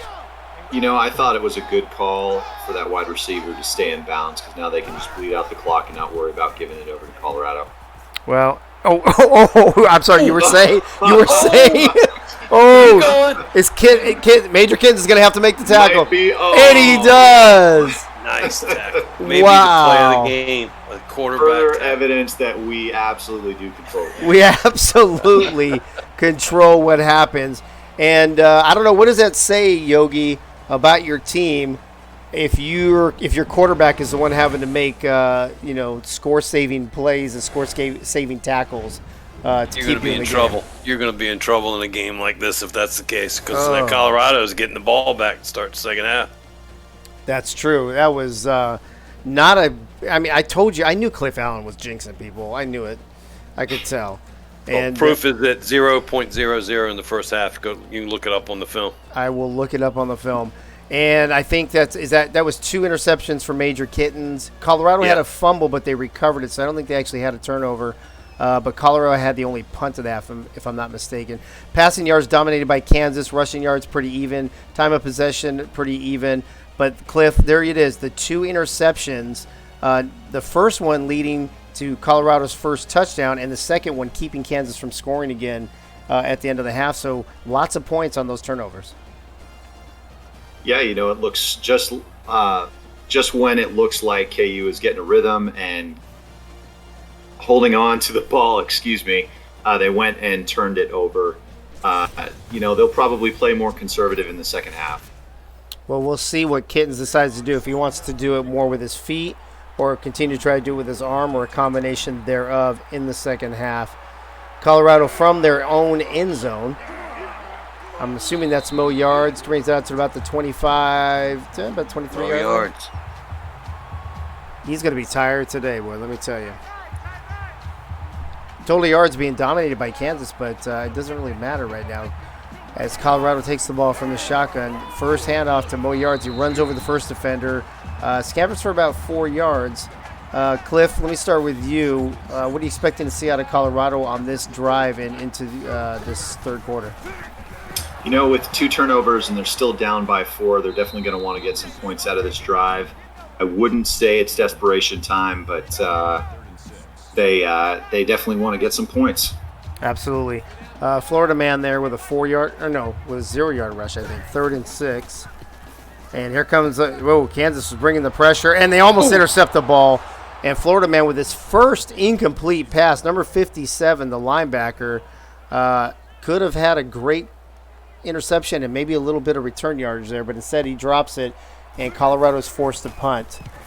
Yeah, somebody said we'd only had 1 punt all game.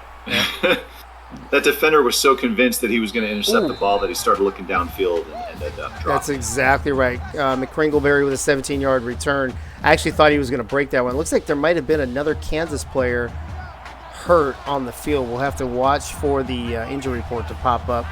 Here comes Kittens again, 4 wide receivers set from the shotgun. This time he's going to keep it again, and this is the Kittens that I kind of felt like we were going to see. And look at him scamper, breaking tackles, getting first down, 16 yards. And Yogi, that's the Major Kittens that's been the player of the week in previous weeks. That's exactly the same Major Kittens. He's a tough cookie. He's a tough kitten? Tough kitten, I wanted to say, but I changed it to cookie. Kitten.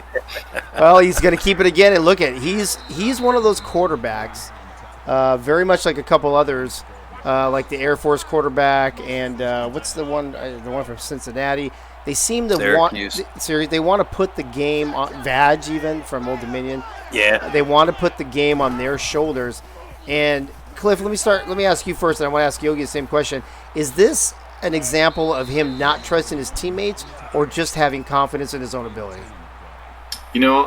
Watching him, he's like a heat-seeking missile. He's looking for contact on these runs. He's not running away from defenders. I get the sense here that he just wants to take over this game and put it away. Yogi, what do you think? I agree 100%. I think he's got the confidence in himself.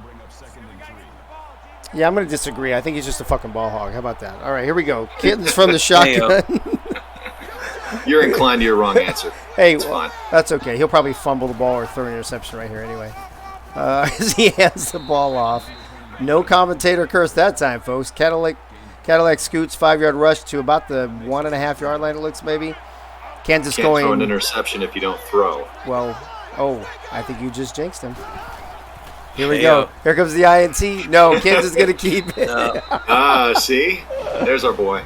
How much of that drive was on his legs? All of it. Almost all of it. 2/3. Yeah. Yeah. So Major Kittens wearing out his legs, but also wearing out that Colorado defense as they extend to potentially here an 11-point lead by halfway through the third quarter. Kansas up 28-17, and it is definitely the Major Kittens show. But Cliff, with a quarter and a half left to play, can he sustain that? I think for as tired as Major Kittens is, I think the Colorado defense is also just as winded. This is prime time for him to see if that offense can keep that momentum up. Well, we'll find out of that, and we'll see if Florida man has any answers. as he takes the snap on the first play for their drive, hands it off to Mo Yards around the left side for an 8-yard rush. Oh, I thought Mo was grabbing his leg there for a second, but he pops right up. Colorado going hurry up. Waiting for the lineman to get his ass over there. Back to Mo Yards. Going back to the well for another 5 yards and a first down. I see a little more balance, Yogi, here on the Colorado side for sure than I see on the Kansas side. Yeah, that's what I told you at the beginning of the game. They're, the last couple of games, they were 200 yards both, so they're a very balanced team. Yeah, and Mo Yards straight arming a man for about 4 yards, and he gets about 9.9 yards, second and inches. Get off me. Yeah, that's it. Cliff, that was a man's play right there. Yeah, it looked like a man playing against little boys, and he told him when he was done running. Exactly. And they give it to Mo again, but look at Mo taking his time to get up that time. He's a little winded, and because they're going hurry up there, he's not going to have time to sub him out. This is when injuries start to happen, so let's hope that doesn't happen. Mo Yards with another 7-yard rush. And look, what'd I say? Oh, there it is. What'd I say? I'm telling you. But that was, listen, that was the curse. That was not a commentator curse. That was me reading what was going on. That's different. Oh, okay, Tony Romo. And this time the backup, Randy Powell, for an 8-yard rush. I mean, this is the problem, right? This is why quarterbacks get hurt so much in this league, is because they run, they get tired. And when you get tired, you get mentally tired. You make bad mistakes. You do things that you wouldn't normally do, and you risk higher injury, and you get injured. That's what happens. Yep. So, agreed. Florida man with a quick 1 yard or minus 1 yard pass. -1. Yeah. But, hey, at least his completion percentage is high. There you go. Yards, abdominal straight. So we'll see him back later in the fourth quarter. They definitely have a competent backup, though, Cliff. So Yes, they do. I don't think they have to worry too much right now. Yeah, that's correct. I don't think they're sweating it, except when they throw the ball like that. Well, yeah, there's that, of course. That was better than a negative 4-yard pass. Yeah, at least he threw for 0 yards, an incomplete pass for 0 yards, folks. That's a win. Oh, and there's a great night. And just as we say that, 6 yard. There's another example. Straight out of Bill Belichick's offensive playbook. Unbelievable. I really got to see if we can take these screen passes out of the playbooks next season. They're just terrible. Colorado punting for what I think is the third time now, if I'm not mistaken. I think so. From about they couldn't midfield. afford that punt. Nope. And did that go in the end zone or out at the 1 yard line? I didn't. Couldn't tell from that Inside angle. the 2, maybe? Oh, no. And, No. All right. No, you couldn't tell from that angle. I should have just kept my mouth shut. That's okay. No, we don't like that here. It's a lot more fun when people are wrong. All right, Major Kittens with a nice little out pattern there to McCringleberry for a 6-yard reception. And Cliff, Kansas with an 11-point lead. If they score here, I hate to say it, but is it over? I think it is, honestly. All the momentum is on Kansas' side ever since they came in for the second half, and this plays right into the skill set with KU. Look for short passes and QB runs. Yeah, well, excuse me. That's a nice pass over the middle to Chris Clement for a first down. Chris Clement, 4 receptions for 35 yards on the day so far. Kittens now at 185 yards, getting close to that 200-yard mark. Great protection, but the ball gets tipped, and that might have been a good thing, Yogi, because it looked like there were Colorado defenders where that ball was going. Yeah, I think 100% on that one. That looked like that pass was destined for trouble. Art Vandelay in the chat with a nice compliment for the Kansas quarterback. Major Kittens will grow to a minor pussy.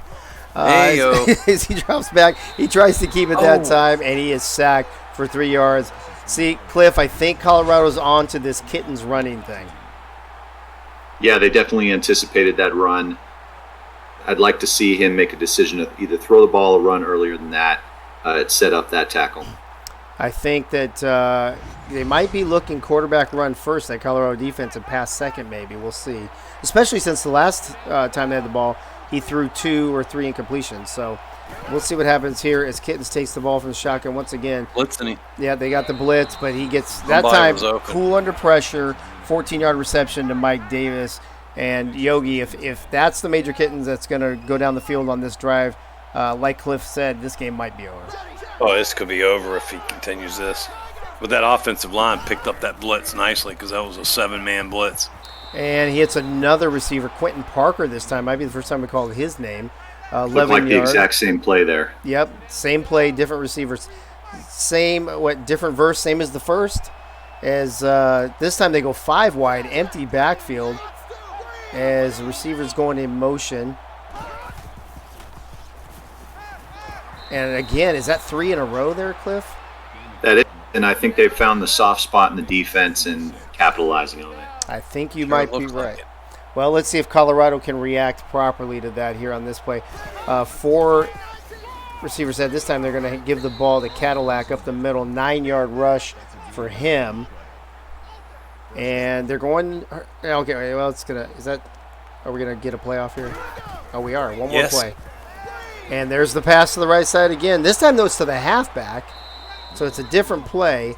And that's going to wrap up the third quarter, folks. Get your 69s up in the chat as Kansas takes an 11-point lead into the fourth quarter here in Boulder. And through 3 quarters, Cliff, your thoughts on this game so far? Not surprised by the score right now. Just surprised that the Colorado offense has been shut down this entire second half. Yeah, I agree with that. Kind of like what ECU did to Indiana's offense in the second half of the last game. Hey-o. Hey, I'm just saying, throwing you some props there. Hey-o. What's your name again? Fucks Daly. Daly? Yeah. Mr. Daly. Mr. Fucks. Mr. Daly. I think I'm just going to call you Mr. Fucks from now on. All There right. you go. How perfect. Miter Pussy from the shotgun. A little over to the side. Melvin Blake, 3-yard reception. And that is a first down. We got 4:44 in the fourth quarter. And Kansas on the move again. Time for a pick here. Let's see. If number-wise, is it important to hold into a field goal, or is it going to matter right now? No, yeah, keep it to 14. Oh, and Major Kittens. Ooh, he took a big hit. Again? Big hit there. He's got to be careful. So he's thrown for almost 200, or maybe over 200 now. He's rushed for 72. I could see him easily having 200 and 100 by the time this thing is wrapped up. And there he is, man, wide open inside the 5. He's going to get down to about the 2, maybe the 1. First and goal. Melvin Blake, 6-yard reception.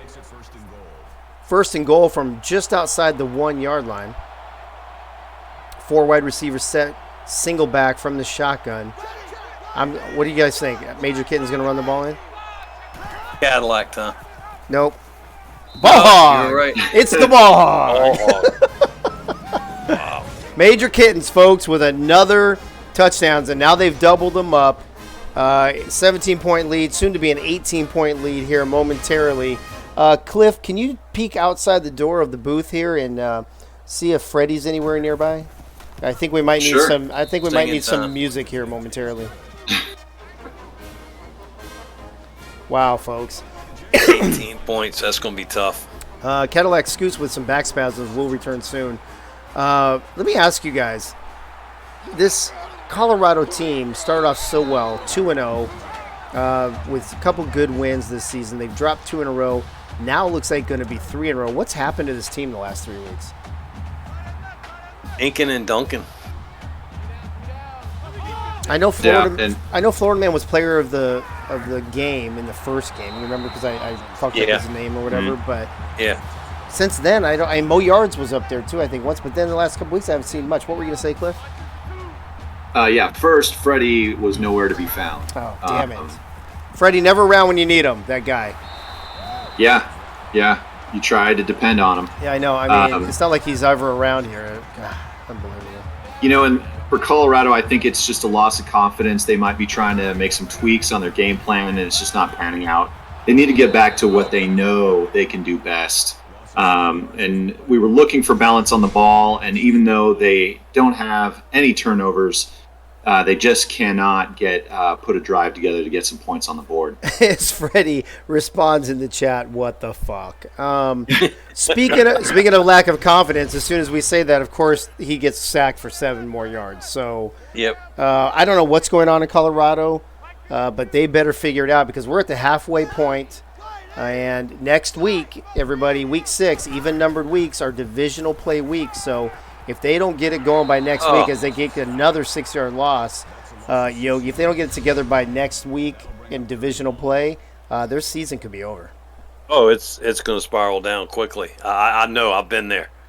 I'm there now. I live in the basement.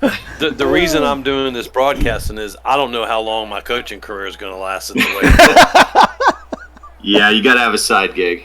Yeah. Gotta have a side gig. Well, Florida man, 3rd and 23. And what should we do on 3rd and 23? Let's throw a screen pass because that makes a lot of sense. 11-yard reception to Mo Yards. And now it's only 4th and 12. What a great play call there, Cliff. Yeah, you're trying to go for the first down. Why don't you throw underneath and just see how it goes? Yeah, I mean, because they haven't Do tried same that thing already. here. And now Sack. it's going to be intercepted. Hey. It's picked off number 11, it looks like. Let's see. Yep, number 11 with the pick. So that just ends up being a really short punt for Colorado, giving Kansas great field position once again at the 45. And I think is it time just to pour more on, Yogi? Yeah, of course. Number 11 ran that pattern better than the receiver. That could be some of the problem with Colorado. It looks like the receivers are just half-assing. It could be. Yeah, the QB just totally telegraphed that play. Yeah, he did. That pass. Easy pick for the defense. And then to add insult to injury, the running back gets a nice run up the middle for first down. And you know what? Let's just tack on 15 more for a face mask. Yeah. What the hell? Why pull him down by gear? Use his mask. I wonder did Colorado get the schedule? Did they know they had a game tonight? I'm just curious. And think about how this game started with Colorado's interception, Pick and then a quick touchdown. Yeah. And it was back and forth until the second half. Yeah. They may have thought it was with the 30-minute game. Well, since that first score, it's been 35-10 Kansas since that point. Yeah. It's been an ass whooping. And imagine if Kansas doesn't throw the interception on that play, we're looking at probably a 35-10 score right now. Yeah. Not looking good for Probably. Colorado. Not looking good for Colorado, folks. Let me see if and Kansas. Oh, look at Kansas being nice and not going for it and just kicking the field goal. Great sportsmanship by Benji Mangino. Not a boy, Mangina. Or what? Benji Mangina. Mangina. Yeah, they're ready to clock down because they don't want Colorado to embarrass themselves that much longer. Look at that's great. Calling off the Hawks. That a boy, Benji. Nice straight field goal. That should be easy. And now it's 38-17. Under a minute to play in this game. I want both of you to answer this question. Cliff, I'll go to you first. Are you shocked by this result tonight compared to what you thought you were going to see going into this game? I am. I think that looking at the stats from last week, Colorado had good balance. They were looking to bounce back from 2 losses in a row and thought they would play better at home. Yeah, Kansas doubling them up on sacks with 4 and only 2 for Colorado. Yogi, what about you? Yeah, Kansas is. I know they've been hot here lately, but they just manhandled Colorado. I was expecting a little bit more of a shootout, a little bit closer of a game, but this passing game from Colorado has been horrific. Yeah, we're not getting any of that, folks.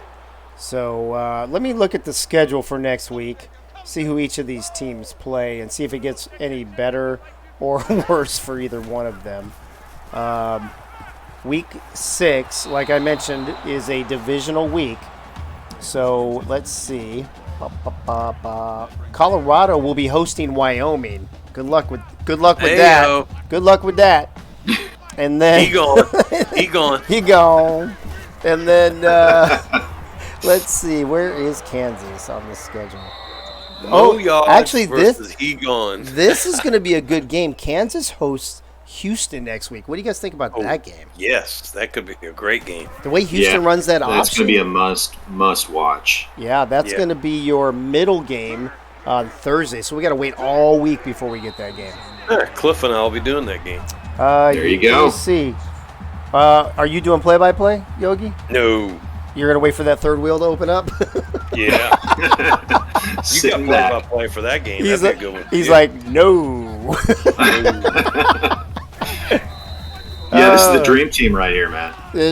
Look, you know what? I don't know if you guys last night too. I got to tell you, last night all three games were called great. So we had Soto and Charles. I know Benji called one of the games. Let me wrap this game up real quick. Hold on a second. They were great. I guess They were great I guess we calls. should talk about the game that we're actually watching. What the hell? Maybe instead of giving ourselves pats. on I the back. guess. I mean, hey, first of all, We are so good. we are such the opposite of the game we just saw. Hey, yo. Major Kittens That. is going to be your player of the game, or ball hogger of the game, I guess, depending on how you look at it. 38-17, Kansas all over Colorado.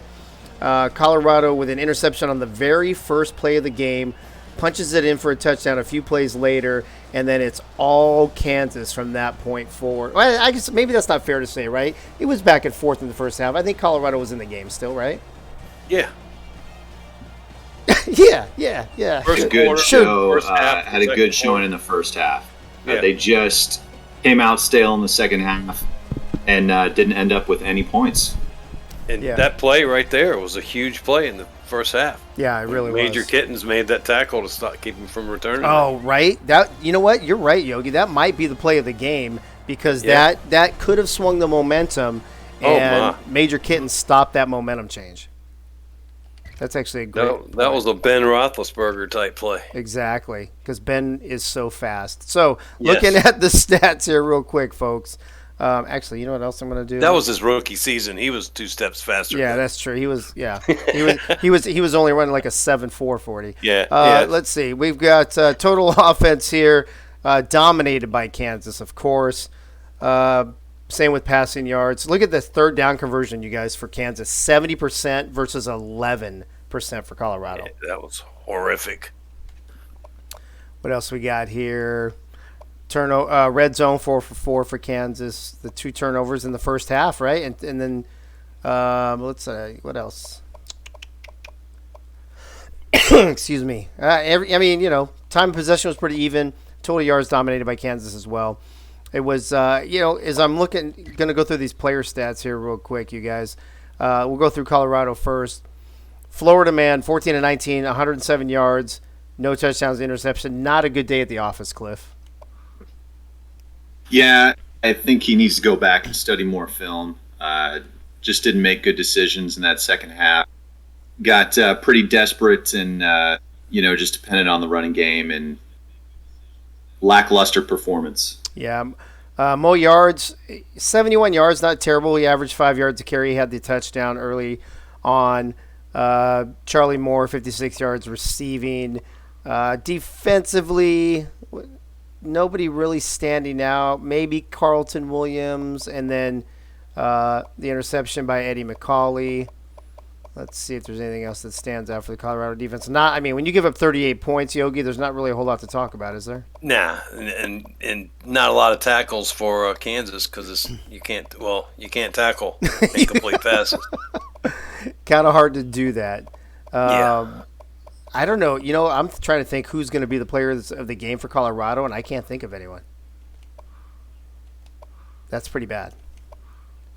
Let's check out Kansas. Here's your player of the game, though. Major Kittens, 26-35, 240 yards, 1 touchdown, 2 picks. Those picks were both in the first half, so he definitely had a much better second half, Cliff, than he had a first half. Yeah, and it only took 2 sacks, so it showed he was getting rid of the ball quickly or making the decision to run.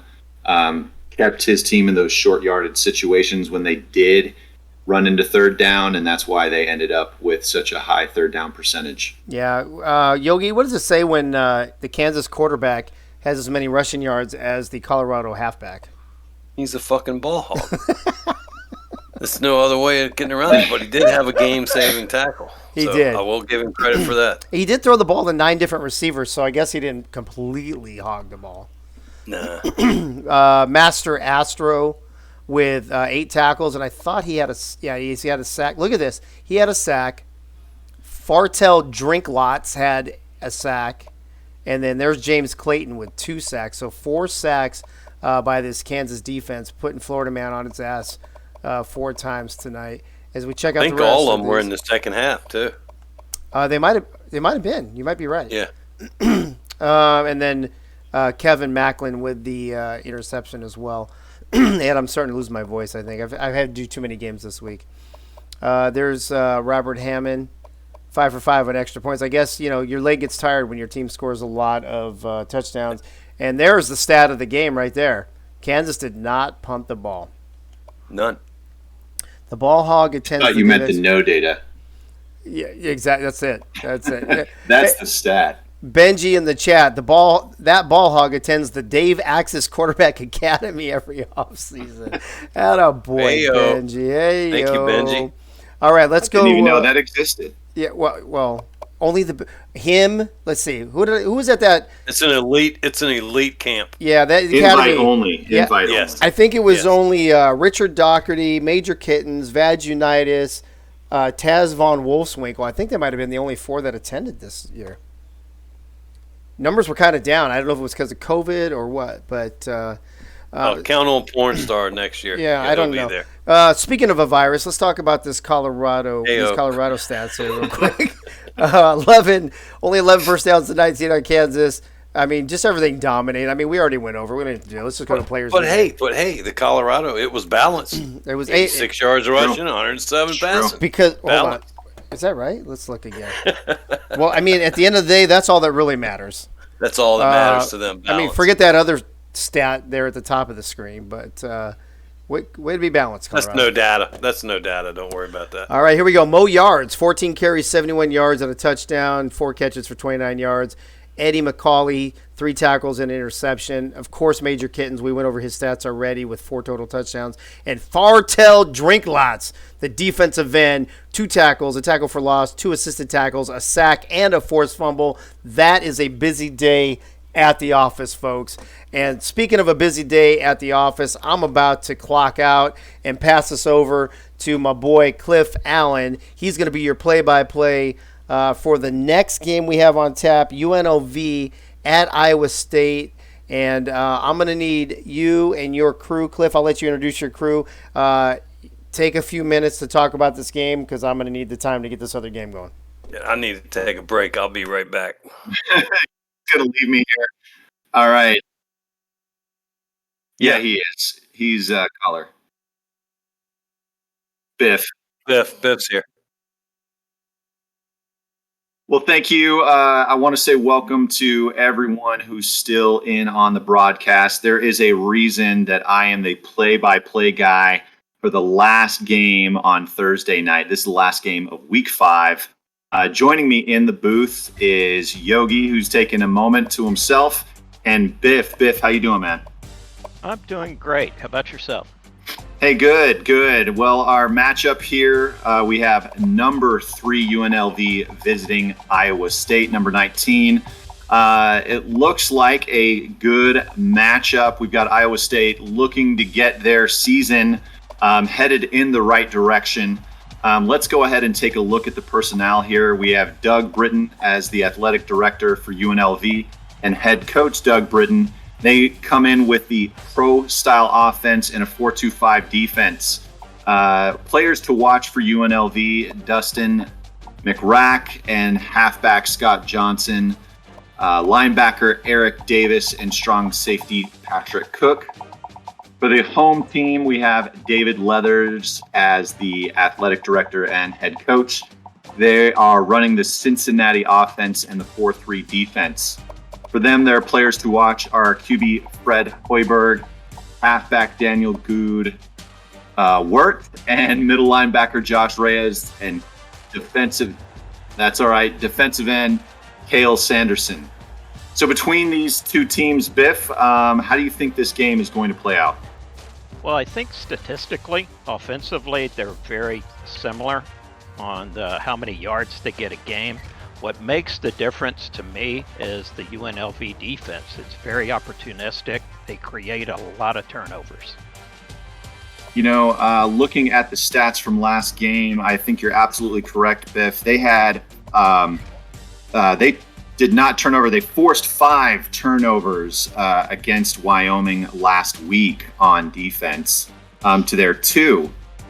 Easy to see why they won that game. Now, on the offensive side of the ball for UNLV, they had 224 passing yards to 73 rushing yards. Now, for Iowa State, they had 307 passing yards and 112 rushing yards. So both teams like to throw the ball. Between these two teams, who do you think is going to come out on top, Biff?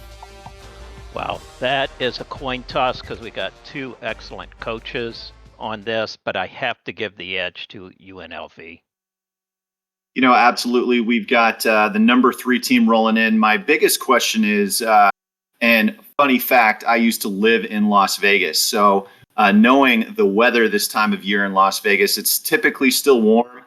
In December, you might need a jacket, but they're headed up to Iowa State, Ames, Iowa, and I'm not entirely sure of the weather up there right now, but it is 28 degrees that I'm hearing right now. That may be a factor in this game for these guys who are used to playing in much warmer weather in Southern Nevada.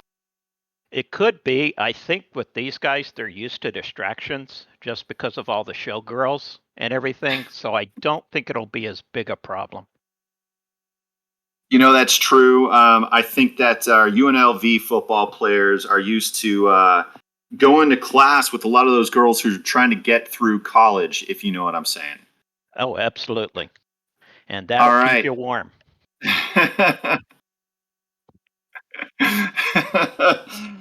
Everybody's got to make their money. That's all I'm going to say. You can go ahead and connect the dots on that.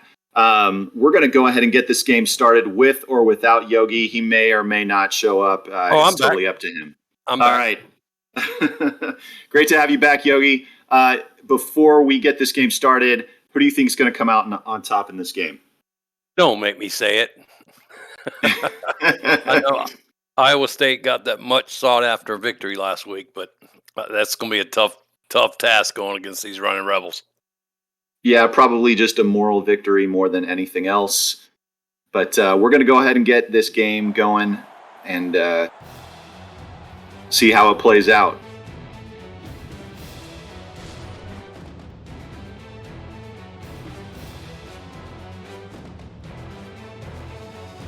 Yeah, Yogi can do that for sure. Yeah, all right. We've got Iowa State Cyclones here at home. I'm sure they're happy to be at home after getting that win, and they're looking to get double their win total here tonight, although it's a pretty tall task against these UNLV running Rebels. We're going to go straight to the coin toss here at Jack Trice Stadium.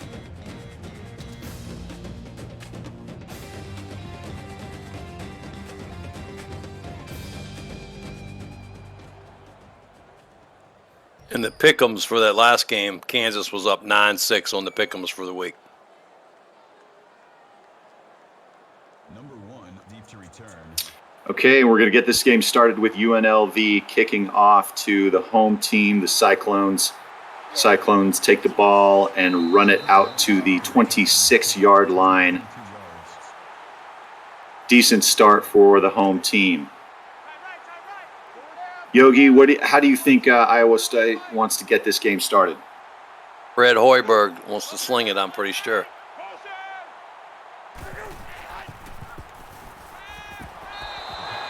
Throws across the middle, dangerous pass, and dropped by the running Rebels defense.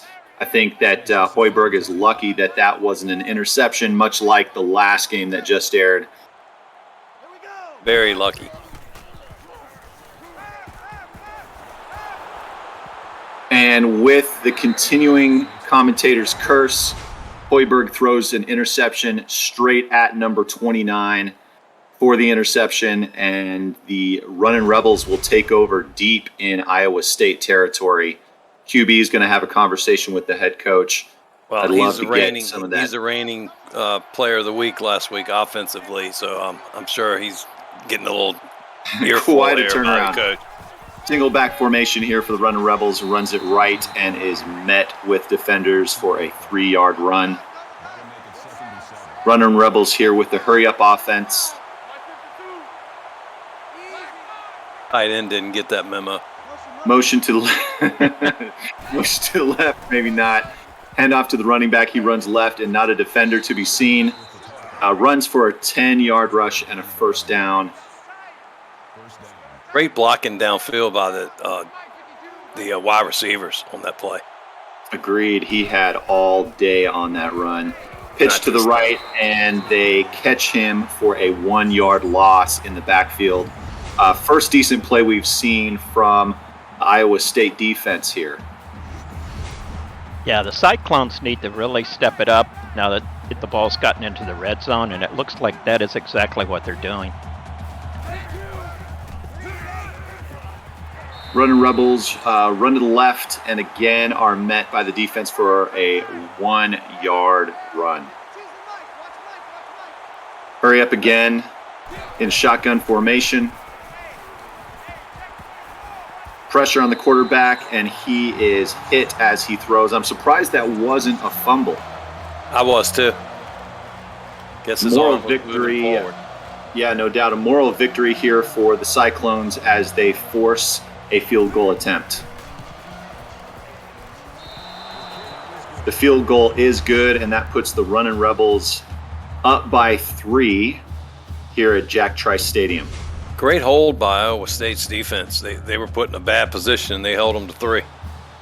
Yeah, that was the best possible, probably, scenario for them in that situation, and they got it. Oh, Iowa look State at that here hurdle. with the hurtling over the invisible man and gets a 35-yard return. Wow. I think that was Major Kittens trying to make that tackle. Yes.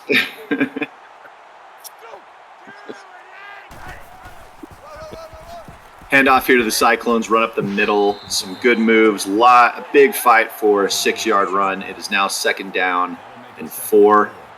Iowa State here, hurrying up to the line again.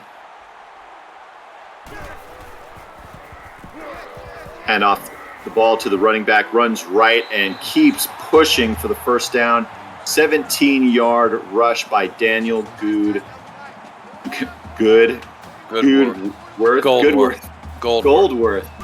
All right. He picked that hole quick, or he wouldn't have gotten Very all that quick. yardage. Running to the left side, stiff arm, and then the other defenders catch up to him for a 3-yard rush. Decent production out of this running back early in the game. Cyclones look like they're in running formation again. Handoff in the middle and runs directly into the defensive line for a 4-yard rush. Although that keeps them on pace for a first down here, 3rd down and 3. Short throw to the right side. Tantrum with an 8-yard reception and a first down. And Iowa State's David Leathers told Hoiberg, throw to the red and yellow guys, not the white guys. So he got That's that right, memo. and that was Hoiberg's first completed pass of the game for a first down. We've got another pass to Tantrum for a 3-yard reception, 2nd down and 7 yards to go for the Cyclone offense. Cyclones are moving the ball down the field. Yogi, what do you think the Runnin' Rebels do here to stop them?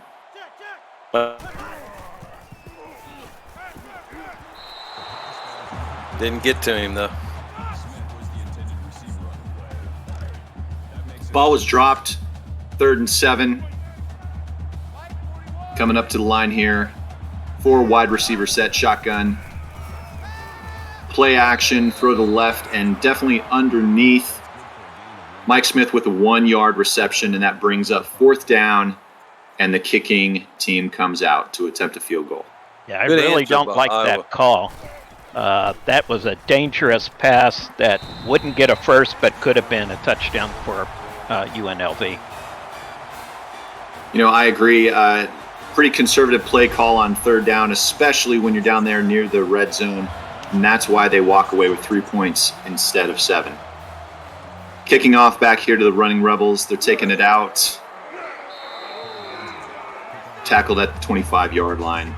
Jimmy Carey with a 24-yard return. I think this is a big series for both teams right here. Both teams look a little pensive here. Not a lot of rhythm to their offenses.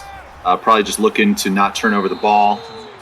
We have Scott Johnson there with a 12-yard reception and a first down, his first catch of the game.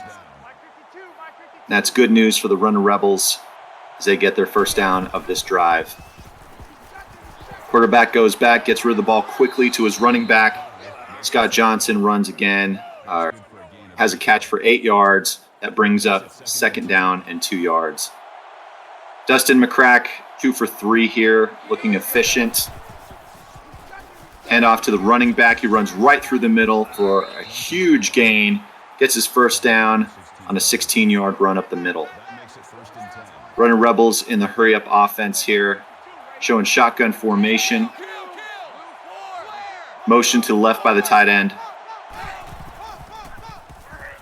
Hand off again to the running back, and wow, he's getting a lot of yardage. 2 first downs there. That was a 12-yard rush. Yogi, I like the way these Runner Rebels are mixing up their play calling here. What do you think Iowa State has to do to stop them? Put a wall up in front of them. I don't think anybody's hearing it. Iowa State has to get their linebackers off those blocks quicker. They're just they're being dominated. Yeah, they're getting sucked in here and making those runs, those draw plays a lot easier for the running back. Scott Johnson look good. Absolutely. Yeah. I mean, at this point, he's got a 7.4 average per carry, and they'll probably just continue to do that until the Cyclones can prove otherwise. And proving me wrong, they throw for a 9-yard reception to Matty Britton, and the first touchdown of the game. Little celebration there in the away end zone. Nice pass across the middle. And the Running Rebels go up 10-3. That was an impressive drive. Yeah, I was about to say the exact same thing. That was pretty. So we'll see what Iowa State can do to answer. That's right, and the head coach for the Running Rebels is pumped. They kick off here to Iowa State. Bringing it out to the 18-yard line for a 22-yard return. Rebels here with 42 yards on offense and 1 interception.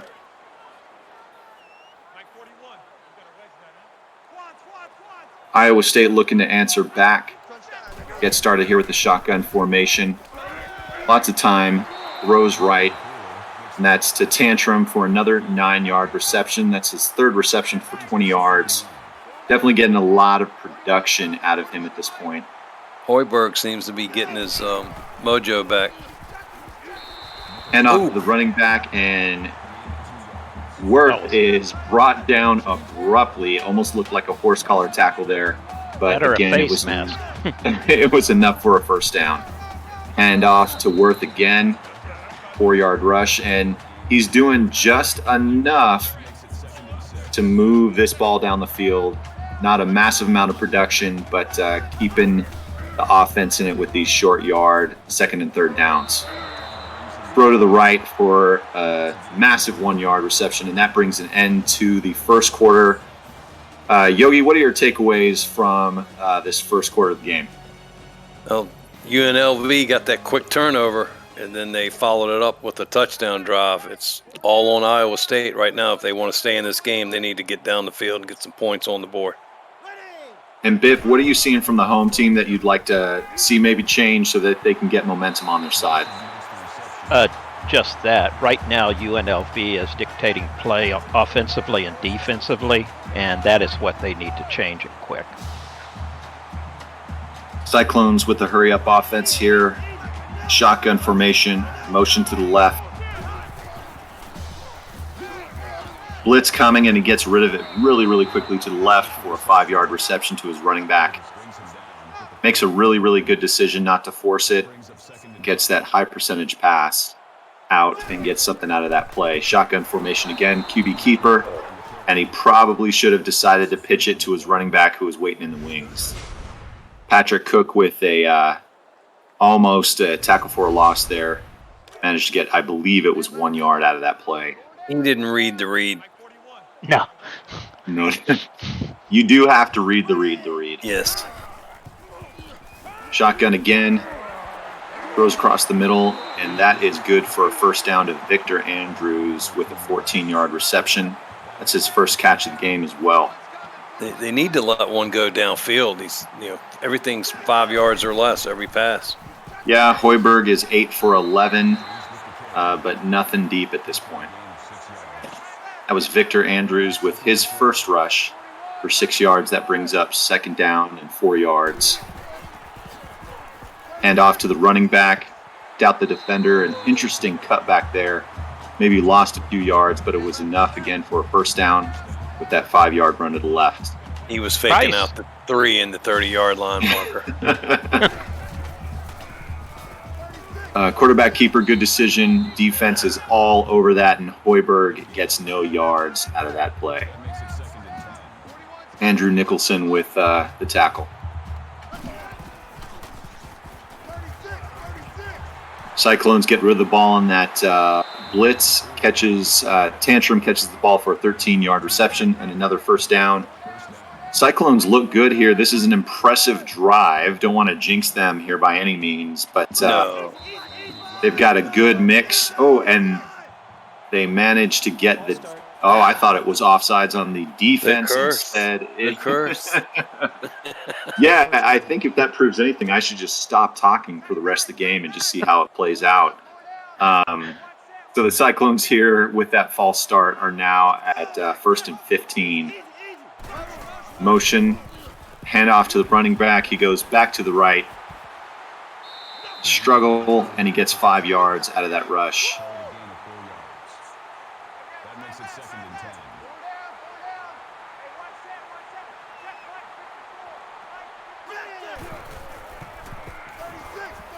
QB keeper to the left. Gets decent yards out of that for 3rd and 3. Now that was Big a nice play here. call. Yes, it was. Caught him off Very guard. good call. Shotgun formation, trips to the right. Holding on to the ball and gets hit by the blitz. And what a play call for the defense. They're on 3rd down and stops them here and forces the field goal attempt. It's up and it is good, and the Cyclones move within 4 points of the Runnin' Rebels.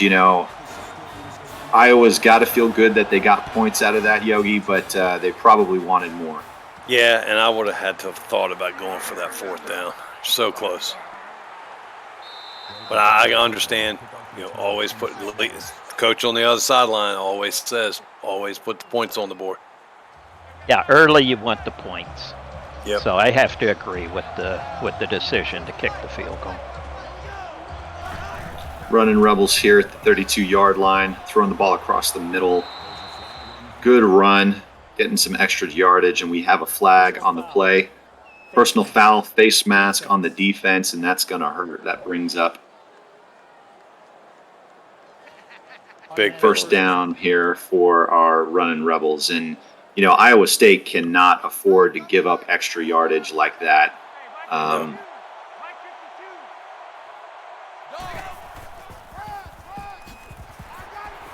Oh, can't miss a tackle. Fantastic run, ducks and bounces to the outside. Scott Johnson with the 12-yard rush, and he's inching ever closer to the century mark here. 71 yards in the first half on the ground. Really impressive. Yeah, they caught Iowa State in a stunt on that one, and it just opened it up outside completely. And there's the Cliff Allen jinx. He goes back 3. So that's correct. I'll be here all night. UNLV and Cliff Allen are dictating the lines of scrimmage. We're just beasting it here. Running Rebels. Hey, 2nd and 13. And he throws across the middle of Tracy Hall for a 15-yard reception and gets that first down and erases the earlier loss. Shotgun formation. Keeps the ball. Great decision. And the ball hits the ground, and the big man is rumbling and bumbling down the He's gonna field. get caught. Is anyone going to catch Oh, him? He sheds the look at that defender effort. and is finally brought down. The dump truck is finally brought down, I believe, at the 25-yard line. Let's watch this replay. Number 95 scoops up the ball. Oh, we didn't get to watch him run all the way down. Oh, Yeah, it's a booth review. Oh, Let's see what they come up with here. No, it's Yogi Biff, what do you think? I think he went straight to the oxygen mask after that run. Was it a fumble? praying. Yeah, he's praying it was a fumble. I think it's going to Oh stand. no, they're calling that reversed. shin down. Wow. They're calling that shin down. I'm surprised. And at this point, the running Rebels are definitely lucky. That could have been a huge change in momentum, and instead, they are first and goal at the 4-yard line. As Greg Soto would say, Iowa State needs to stiffen up right here. Yes, they do. They're rather flat. Yep. Hand off to the running back, number 2. Nice tackle. Oh, they heard Great it. tackle. Brad Watson is stopped for a 2-yard run and a touchdown saving tackle. Need 2 more of them. Second and goal, great. quarterback keeps, and Iowa State is all over that. Justin McCrack with a 1-yard loss. That was some great defense there. Brings up a really, really important third down here in the closing minutes of the first half. This is huge.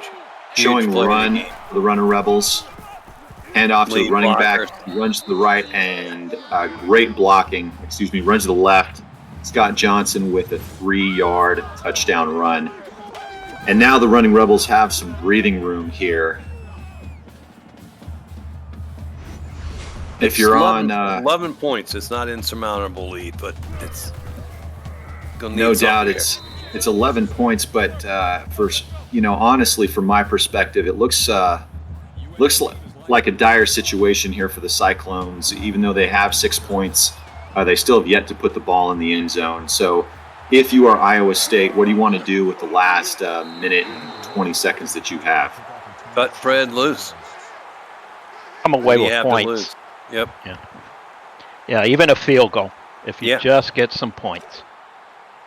And then you get the ball to start second half. Absolutely. That could quickly turn this game around. And the one thing you don't want to do here is turn over the ball. And let's hope that I didn't curse the Cyclones here with that statement. And then once again, 5-yard pass. You can't Leathers have with a a 2-minute drop. 5-yard reception. The Cyclones have decent balance on offense, but that throw underneath is just not going to get it done. Negative 2-yard reception to the running back. And the clock continues to move here. Bringing up a really, really important third down. I mean, if the Cyclones don't get the first down here, the Runner Rebels could get the ball back with a decent amount of clock left. Wouldn't be surprised to see them use that timeout either. So Cyclones in the shotgun formation, but they're holding on to the ball here. Milking that Letting clock. No that doubt. And, that concerns call. me as well, because that looks like they're playing not to lose, not playing to win. Very conservative. Runner Rebels happy to watch the clock tick down. We Yeah, have movement. Yeah, False they need start to on the just take it offense. in and start over and just Big uglies. regroup at halftime.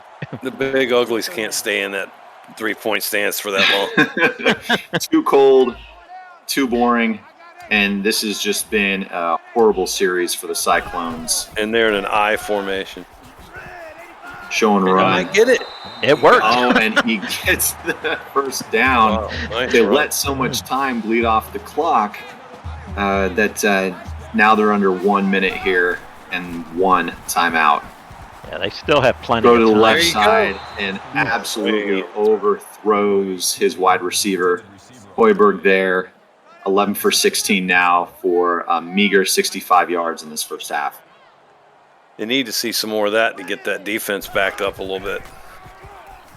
Hoiberg with the ball. Not a lot of pressure. Throws deep to the left side for wow. Could have been intercepted. And number 4 wants that one back for sure. Iowa State with decent third down conversion percentage, but just no points to show for it at this point. Throw underneath to the running back, and he's brought down, which brings up 4th down and 6 yards. And we're going to see a punt here from the Cyclones. UNLV called the timeout.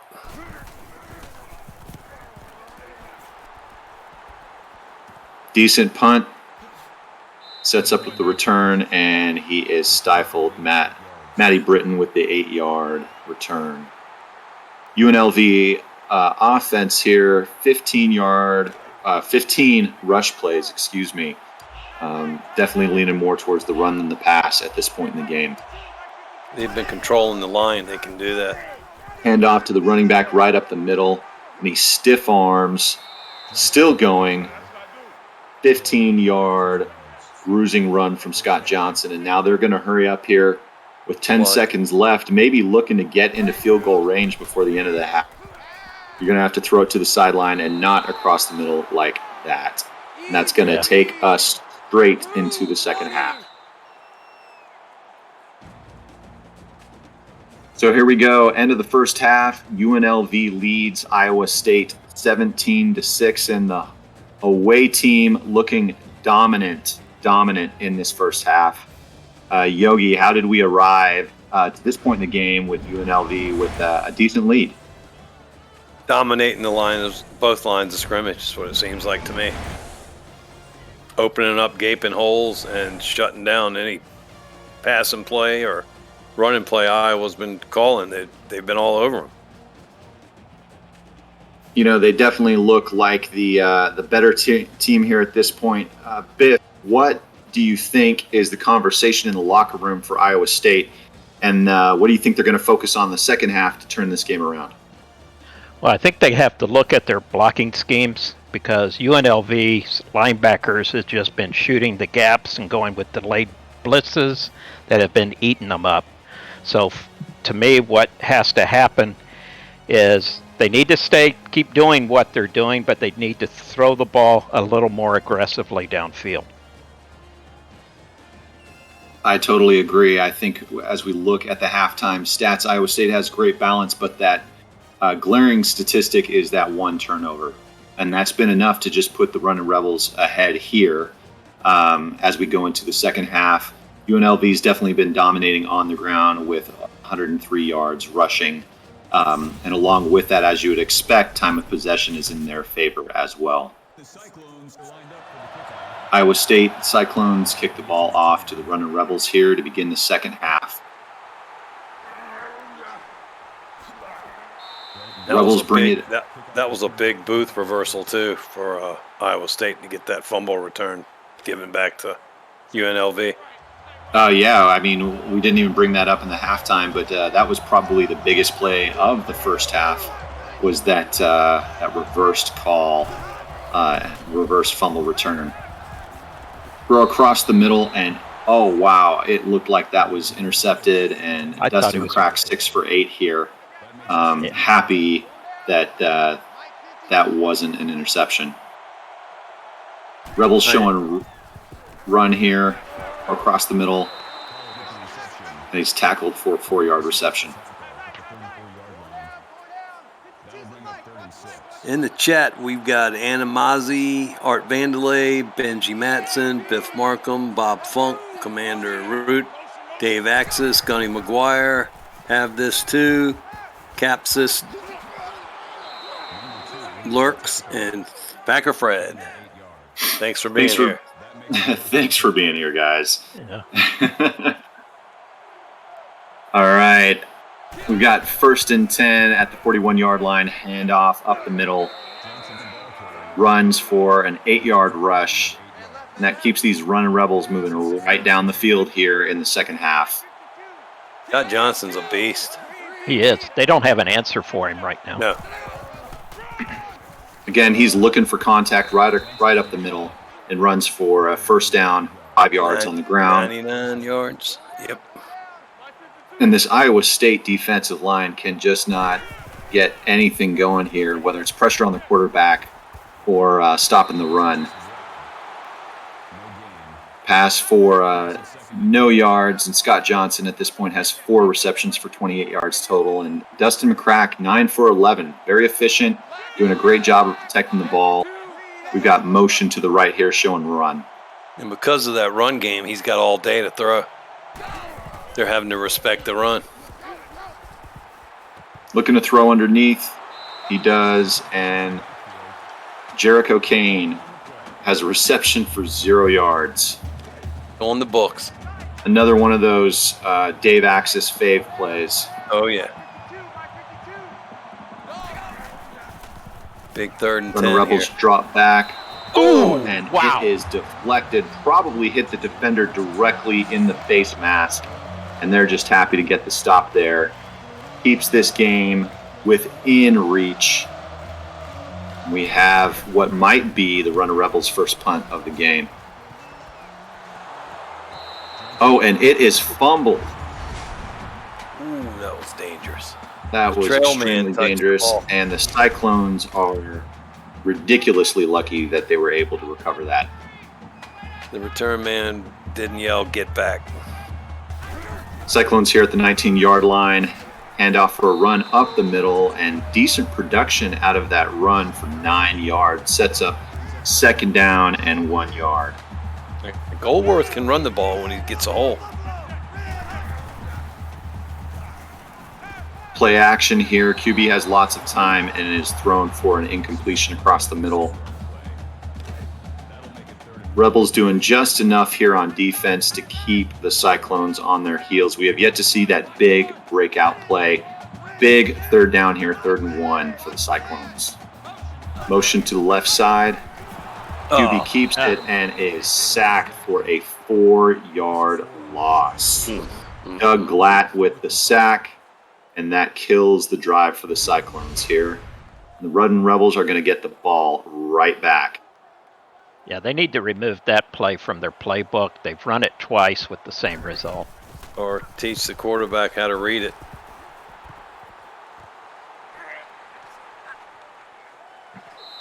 Return here to the 47-yard line, and that sets up the Running Rebels here with great field position for their 2nd drive of the 2nd half. Got to have a stop here if you're Iowa State. Oh, yeah. Running Rebels play action. Ooh, Throws it. It that is got it. intercepted. What a turn of events here. That is the Rebels' first turnover. Dustin McCrack throws the pick to the left side. Number 6. I think manages- Cliff Allen said something about how efficient he had been. You know what, Yogi? I appreciate you bringing that up, man. If anything, you're consistent, and I appreciate that. Not a problem. No, you're if it is- consistent. You're consistent. Thanks, brother.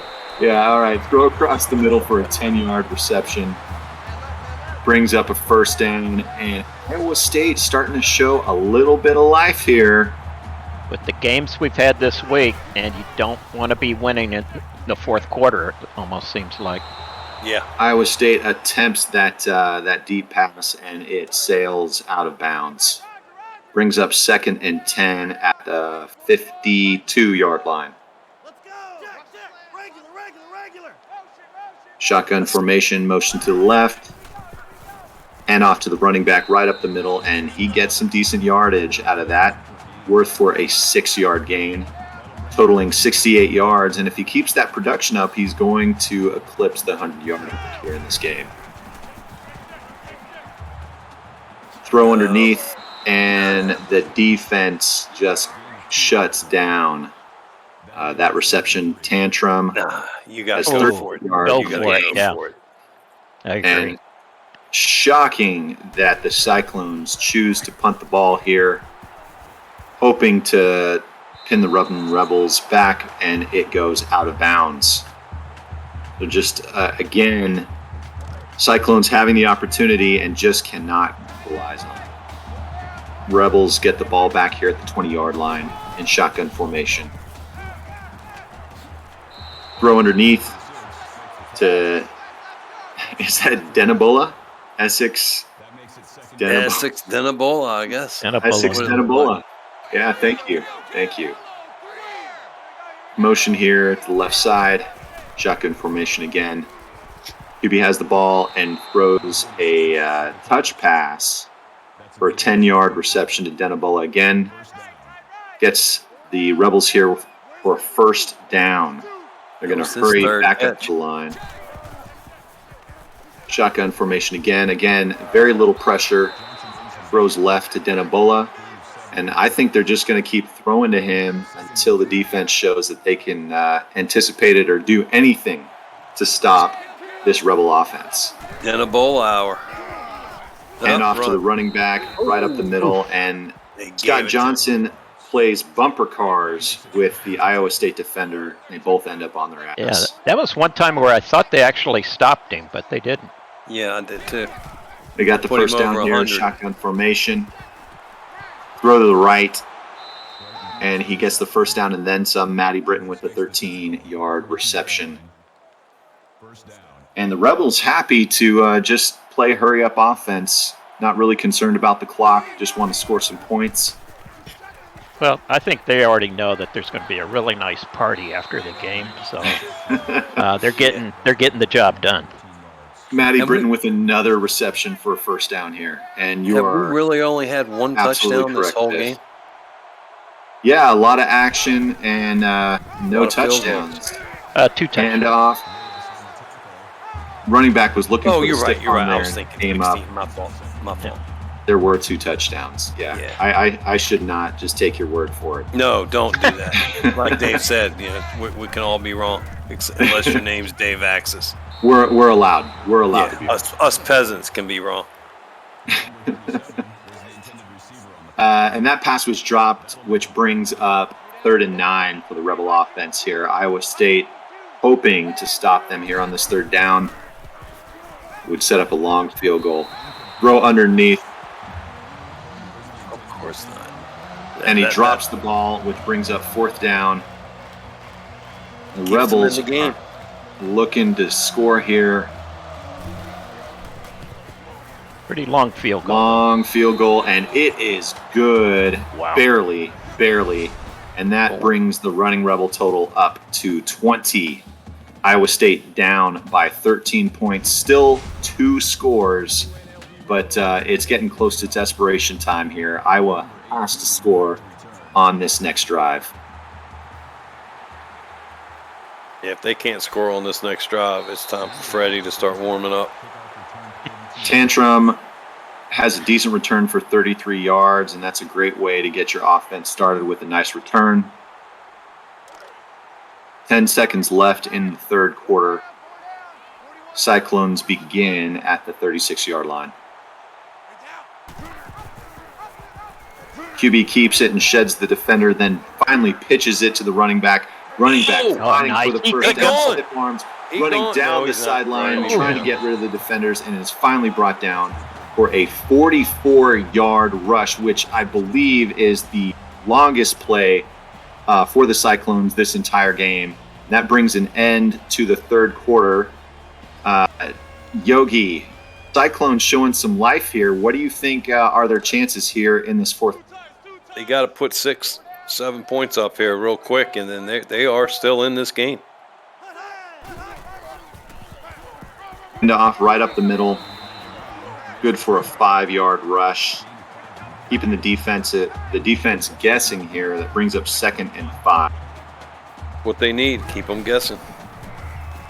Quarterback drops back and floats a ball to no one except maybe the cheerleaders on the sideline.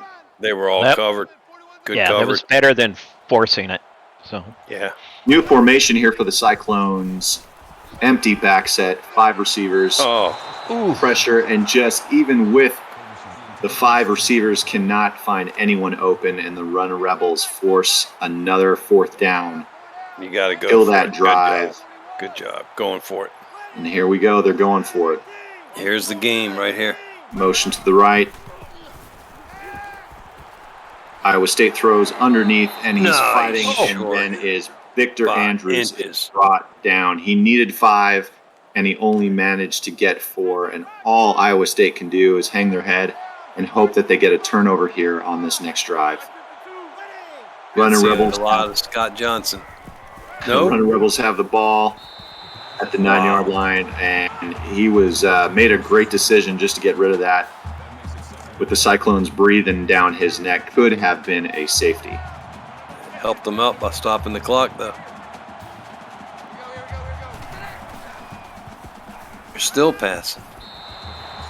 Rebels throw the ball to the right. Another incomplete pass. It's 3rd and 10, and they maybe have taken 5 seconds off the clock on this drive. That's it. Not Shotgun wide. formation again, not looking to run. Throws the ball underneath, and it is dropped. And this drive did absolutely nothing for the Rebels and everything for the Cyclones, because here we are. They are punting the ball with 4:23 left in the game. No, Iowa State's hanging in here. Tantrum is absolutely leveled and meets his ancestors on the way down with that hit. Iowa State has the ball here on 41-yard line. Hand off to the running back, runs left, brought down for a 5-yard rush. And Victor Andrews, quietly productive, 3 rushes for 16 yards. Eric Davis brought him down for his 5th tackle of the game. Tantrum's on the sideline looking for the golden nugget. QB keeper, and he runs right up the middle and gets the first down. And now, finally, they're in the hurry-up offense here, showing some urgency. The clock continues to run. Shotgun handoff again. Oh, he's left gone. side, and he's extremely effective. And he fights and is just brought down. First and goal at the 1-yard line. How many plays tonight have we seen from the 1-yard line? I'll bet you it's 25. It's been a bunch. Yeah. Handoff right up the middle, and Victor Andrews walks in for the 1-yard touchdown. That brings the Cyclones up to 12, looking for the extra point here on the kick, which would bring them within 7 of the running Rebels. And suddenly, we have a competitive game. Yeah, this is anybody's game now. Yes. Cyclones kick off the ball here.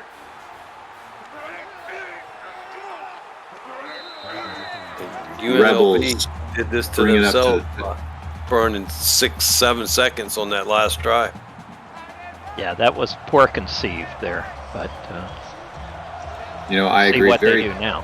questionable play calls, and Rebels showing shotgun formation again. However, they throw that high percentage pass underneath to Scott Johnson for a 9-yard reception. That keeps the clock moving, which is exactly what they want. 2nd down and 1 yard to go. That was smart of Scott Johnson going down inbounds. Shotgun formation again. They're happy to bleed the clock, and another handoff right up the middle, and he does scamper for a 1-yard run, but also gets the first down. When do we see the timeout start? Now or later? Probably going to save it right now. Rebels throw for a 12-yard reception to Jimmy Carey. That's his first catch of the game, believe it or not. Dustin McCrack, 17 of 26 for 139 yards. But they have the lead here and the ball, and the clock continues to move. And interestingly, that play is called the Me, Myself, and Irene. On 2. Nice. You've been saving that one all night. I'm glad you did, because it was perfect. It was. All right, we have 2nd down and 2 yards to go. Clock continues to move, and Iowa State, again, does not have an answer for this Rebel offense. Yeah, now they got to start thinking about using those timeouts. Looks like we had some movement on the line and a false start for the Rebels, which is going to hurt, because that's going to stop the clock here and push them back by 5 yards. Repeat 2nd down, and now 7 yards to go. Saved a timeout. Yeah, that's maybe 2 carries by Scott Johnson. We have motion to the right here. Quarterback keeps the ball. looking for somebody open, throws underneath, and a dangerous pass to the Cyclones. I think, again, he got hit in the face, and that ball bounces incomplete. Brings up 3rd and 7, and again, that stops the clock here for the Cyclones, hoping to save as much clock and stop them. And Scott Johnson catches the ball and runs out of bounds. Wow, bringing up 4th and 7, and the Rebels are going to have to punt the ball back to the Iowa State fence here. I think we need to check the Gatorade on the UNLV side because, man, they got stupid all of a sudden. Iowa State's defense has played a hell of a second half. Now, I thought that wide receiver ran out of bounds, but apparently he didn't. The clock he led him out of bounds, I think. Okay. Oh, he didn't. Wow. Yeah. It looked like he kept out of bounds. I thought he did, but we have the punt, and the clock continues to move. And he kicks it out of bounds. Wow. Okay. 154, and Iowa State has a chance. Can we see overtime here? That's it. Iowa State has all 3 timeouts and the ball and momentum now that they've got the ball back. Iowa State scores. Do you go for 2 to try to just take control, or do you tie? That's a good question, and I would love to answer that, but I don't get paid to be smart here in the AACL. You run the option play. Run the option play, go for 2. That option play will work. Yeah. Our sponsors are definitely screaming for overtime so they can have more commercial airtime for their own garbage. But that's an incomplete pass. Brings up 2nd down and 10 yards. I think you would kick the ball and go for overtime. UNLV to the running back, the 6th team this week to win on the road, and goes absolutely nowhere. Brings up 3rd down and 11. That's a tall task for this Cyclone offense, which has had trouble getting chunk yardage plays here in this game. Shotgun formation, QB looking for somebody open downfield, rips it, and it falls incomplete. 4th and 11, and they have to go for it here on 4th down, 11 yards, and this is the game. Quarterback has the ball, throws underneath, and he is brought down well short of the 1st down. Cyclones turn over the ball in their territory, and that just about does it. Now, they do have 3 timeouts, so if they can manage to stop the Rebels here on this series, they may get the ball back with some time on the clock. Hand off. The Rebels make a good play call. Scott Johnson for a 3-yard rush, and they call the timeout. Stop the clock. How big was that fumble return reverse call now? Huge. At this point, that continues to be the play of the game. And the Rebels, Scott Johnson runs for an 8-yard rush and a 1st down, and that just about do it here for this game. Yeah, I think it's about Freddie time. Yeah. Handoff again, and Scott Johnson for 8 yards. 2nd down. Last time out. 2nd and 2. Uses up their last time out, and I don't even know if they're going to have any time on the clock left, even if they do stop them here. Great fight from Iowa State. Scott Johnson gets the 1st down, and that is going to do it. The Rebels seal the deal here as the clock continues to tick away. 6 visitor wins this week. Wow. Which again highlights no one is safe, whether you are a top-ranked team, an away team, or a home team. And the Rebels get the win here in Jack Trice Stadium with a final score: Rebels 20, Cyclones 13. Wow. Do they have a chance to move up to number 2 past Georgia State? Wow. I think that the Rebels made the statement here. Yogi, what are your thoughts on the Rebels and the performance that they had here tonight? They were firing on all cylinders. They were, for the first half, they were in control, passing when Iowa State thought they were running, and running when they thought they were passing. But I give Iowa State credit for hanging in there. I would agree. Biff, Iowa State showed some life here midway through the 4th quarter. Where do the Cyclones go from here, and what do you think they're capable of for the remainder of the season?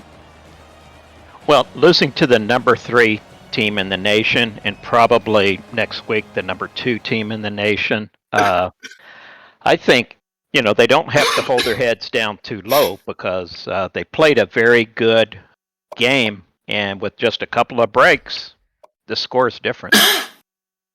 I would agree. And as we highlighted at just after halftime and then here in the fourth quarter, that reverse fumble, again, really was the difference maker in this entire game. Taking a look at the team stats, UNLV had a significant higher amount of first downs, 21 to 13. Total offense was almost statistically identical, with the Rebels 289 and the Cyclones 277. Both teams just next to horrible on third down. Rebels were 28% on third down, and the Cyclones were 36% on third down. Both teams turned over the ball once.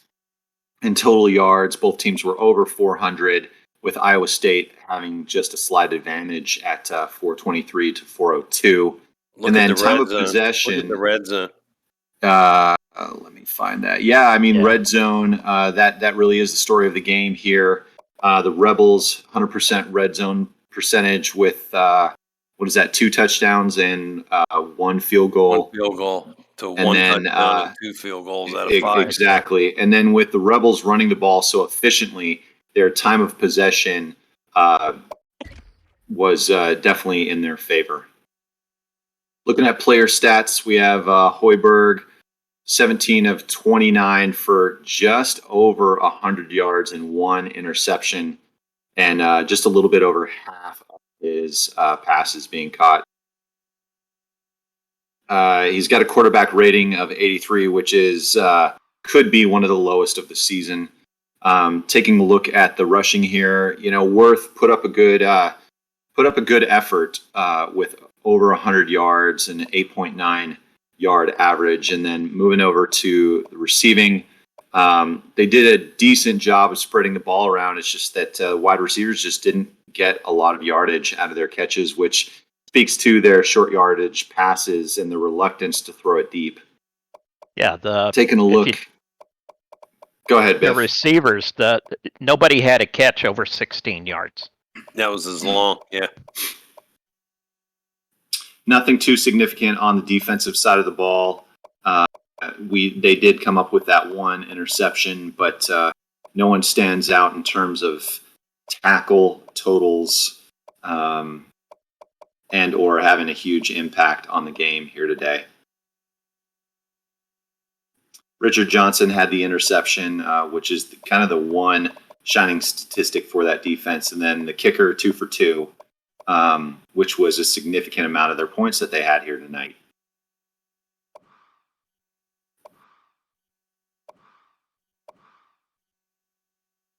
Taking a look at the Rebels here, Dustin McCrack, much better numbers, 19 of 29 for 148.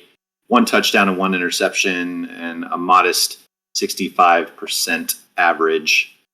Going over to rushing, we have Scott Johnson, had 21 attempts for 126 yards and a 6-yard average. He had that 16-yard long run, and he's also got a touchdown to his name.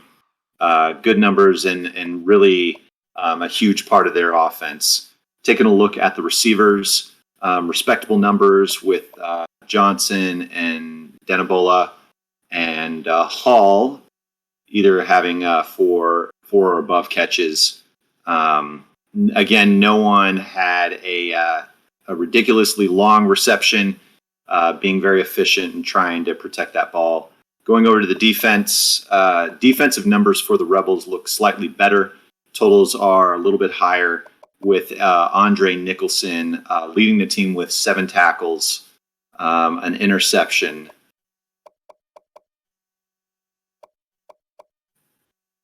That's about it.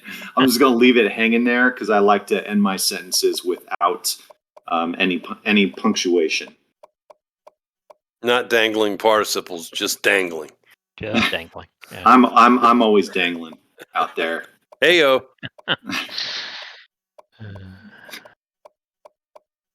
Here we have the kicker, and he did some kicking today. And the punter also did some punting, which was great. And there were some yards involved in that. And the return men did some returning. That's what I hear. Not a lot, but it's some. All right. If you stuck with us through the end of that game, we appreciate it. Thank you for joining us for the last game in week 5. We're going to go here to the post game and take a look at a few more statistics, and I'm going to fumble through it. So actually, I'm going to tag Biff and Yogi to kind of wrap this up. Hit it, Biff. Okay. All right. Well, in this game, we saw really why the Running Rebels are number 3 in the nation and soon to be number 2. Just aggressive play on both sides of the ball. They knew that Scott Johnson was their money ticket, and they let him do it. Yogi. Didn't ask Dustin McCrack to do much. Didn't have to. And I think that one play was the key to the game. It allowed 7 points for UNLV and took points off the board potential for Iowa State. It was a huge play in the game.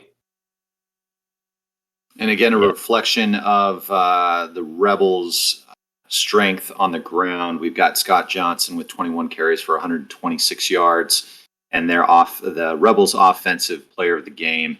He also had a respectable 6 receptions for 38 yards and really kind of their go-to guy on offense, which is why they came out with a win here tonight. But interestingly, they give the offensive player to Victor Andrews and not Goldworth. Goldworth had 100 yards and he didn't get anything because the touchdown went to the backup. Yeah. Vultured touchdown. Fucking vultures. All right.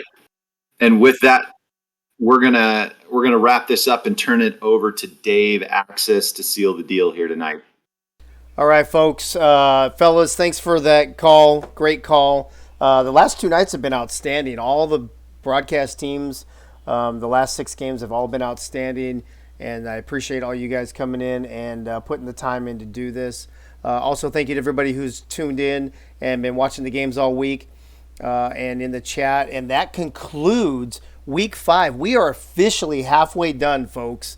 And I will be working on the latter part of the weekend. I won't get anything out until probably Sunday because I'm going to be gone this weekend. But you guys get your coaches polls in, get me your players of the week, and we'll start figuring out who. I think the new number 1 is pretty obvious. I think UNLV will probably move to number 2. I think that's pretty much a gimme. Especially, I don't know if you guys remember, UNLV beat Wyoming last week, who was the number 3 team at the time. And so now this just kind of solidifies that. So another great week of games. Quick recap of tonight. ECU shuts out Indiana in the second half, 8-0, but loses the game 21-8. 8th ranked Kansas goes into Boulder, Colorado, takes care of the 13th ranked Buffaloes 38-17. And in the game you just saw right now, UNLV held on and to beat Iowa State 20-13. Not a really impressive win, but a win nonetheless. And really, at the end of the day, that's all that matters. There's only one stat that matters, and that's that stat right there you see in the top right-hand corner of your screen, baby. That's it. So, again, thank you, everybody, for tuning in. Next week. Oh, that's not what we want. You don't guys care about the half. We care about that right there. I want to point out just a couple games real quick. Starting week 6 next week, Air Force traveling to San Diego State will kick off week 6. Central Florida at Memphis also that first night. On Tuesday night, you guys are going to get a treat. It will be I'm assuming the number 1 team in the nation, Akron, traveling to Indiana. I mean, there's something to be said for Indiana to move up in the polls too. They could be the number 3 team in the nation. So that's going to be a huge, huge game. And then later in the week, we've got a couple other good ones. Houston traveling to Kansas, and Old Dominion going to ECU, Central Michigan Natty. There's just a lot of good games. UNLV going to Washington State. Actually, wow, I didn't see that one. So UNLV and Washington State, both top-ranked teams. So that looks right. like we've got another great week 6. Even if they can't hold on to their wide receivers, that they're still doing pretty good. That being said, I am super tired. I am exhausted. I have a headache, and I'm done. So no long post game. We're gonna wrap this shindig up right now. So enjoy your weekend, everybody. I will be in the mountains of North Carolina with little to no cell reception until probably Sunday night, starting tomorrow. So enjoy your weekend. You might hear from me. You might not hear from me. Who knows? Regardless, I will still see you right back here, 9 p.m. Eastern on Monday night as we kick off Week 6 of the All-American Coaching League, brought to you by Axis Sports. Have a great weekend. We'll see you on Monday. Good night now.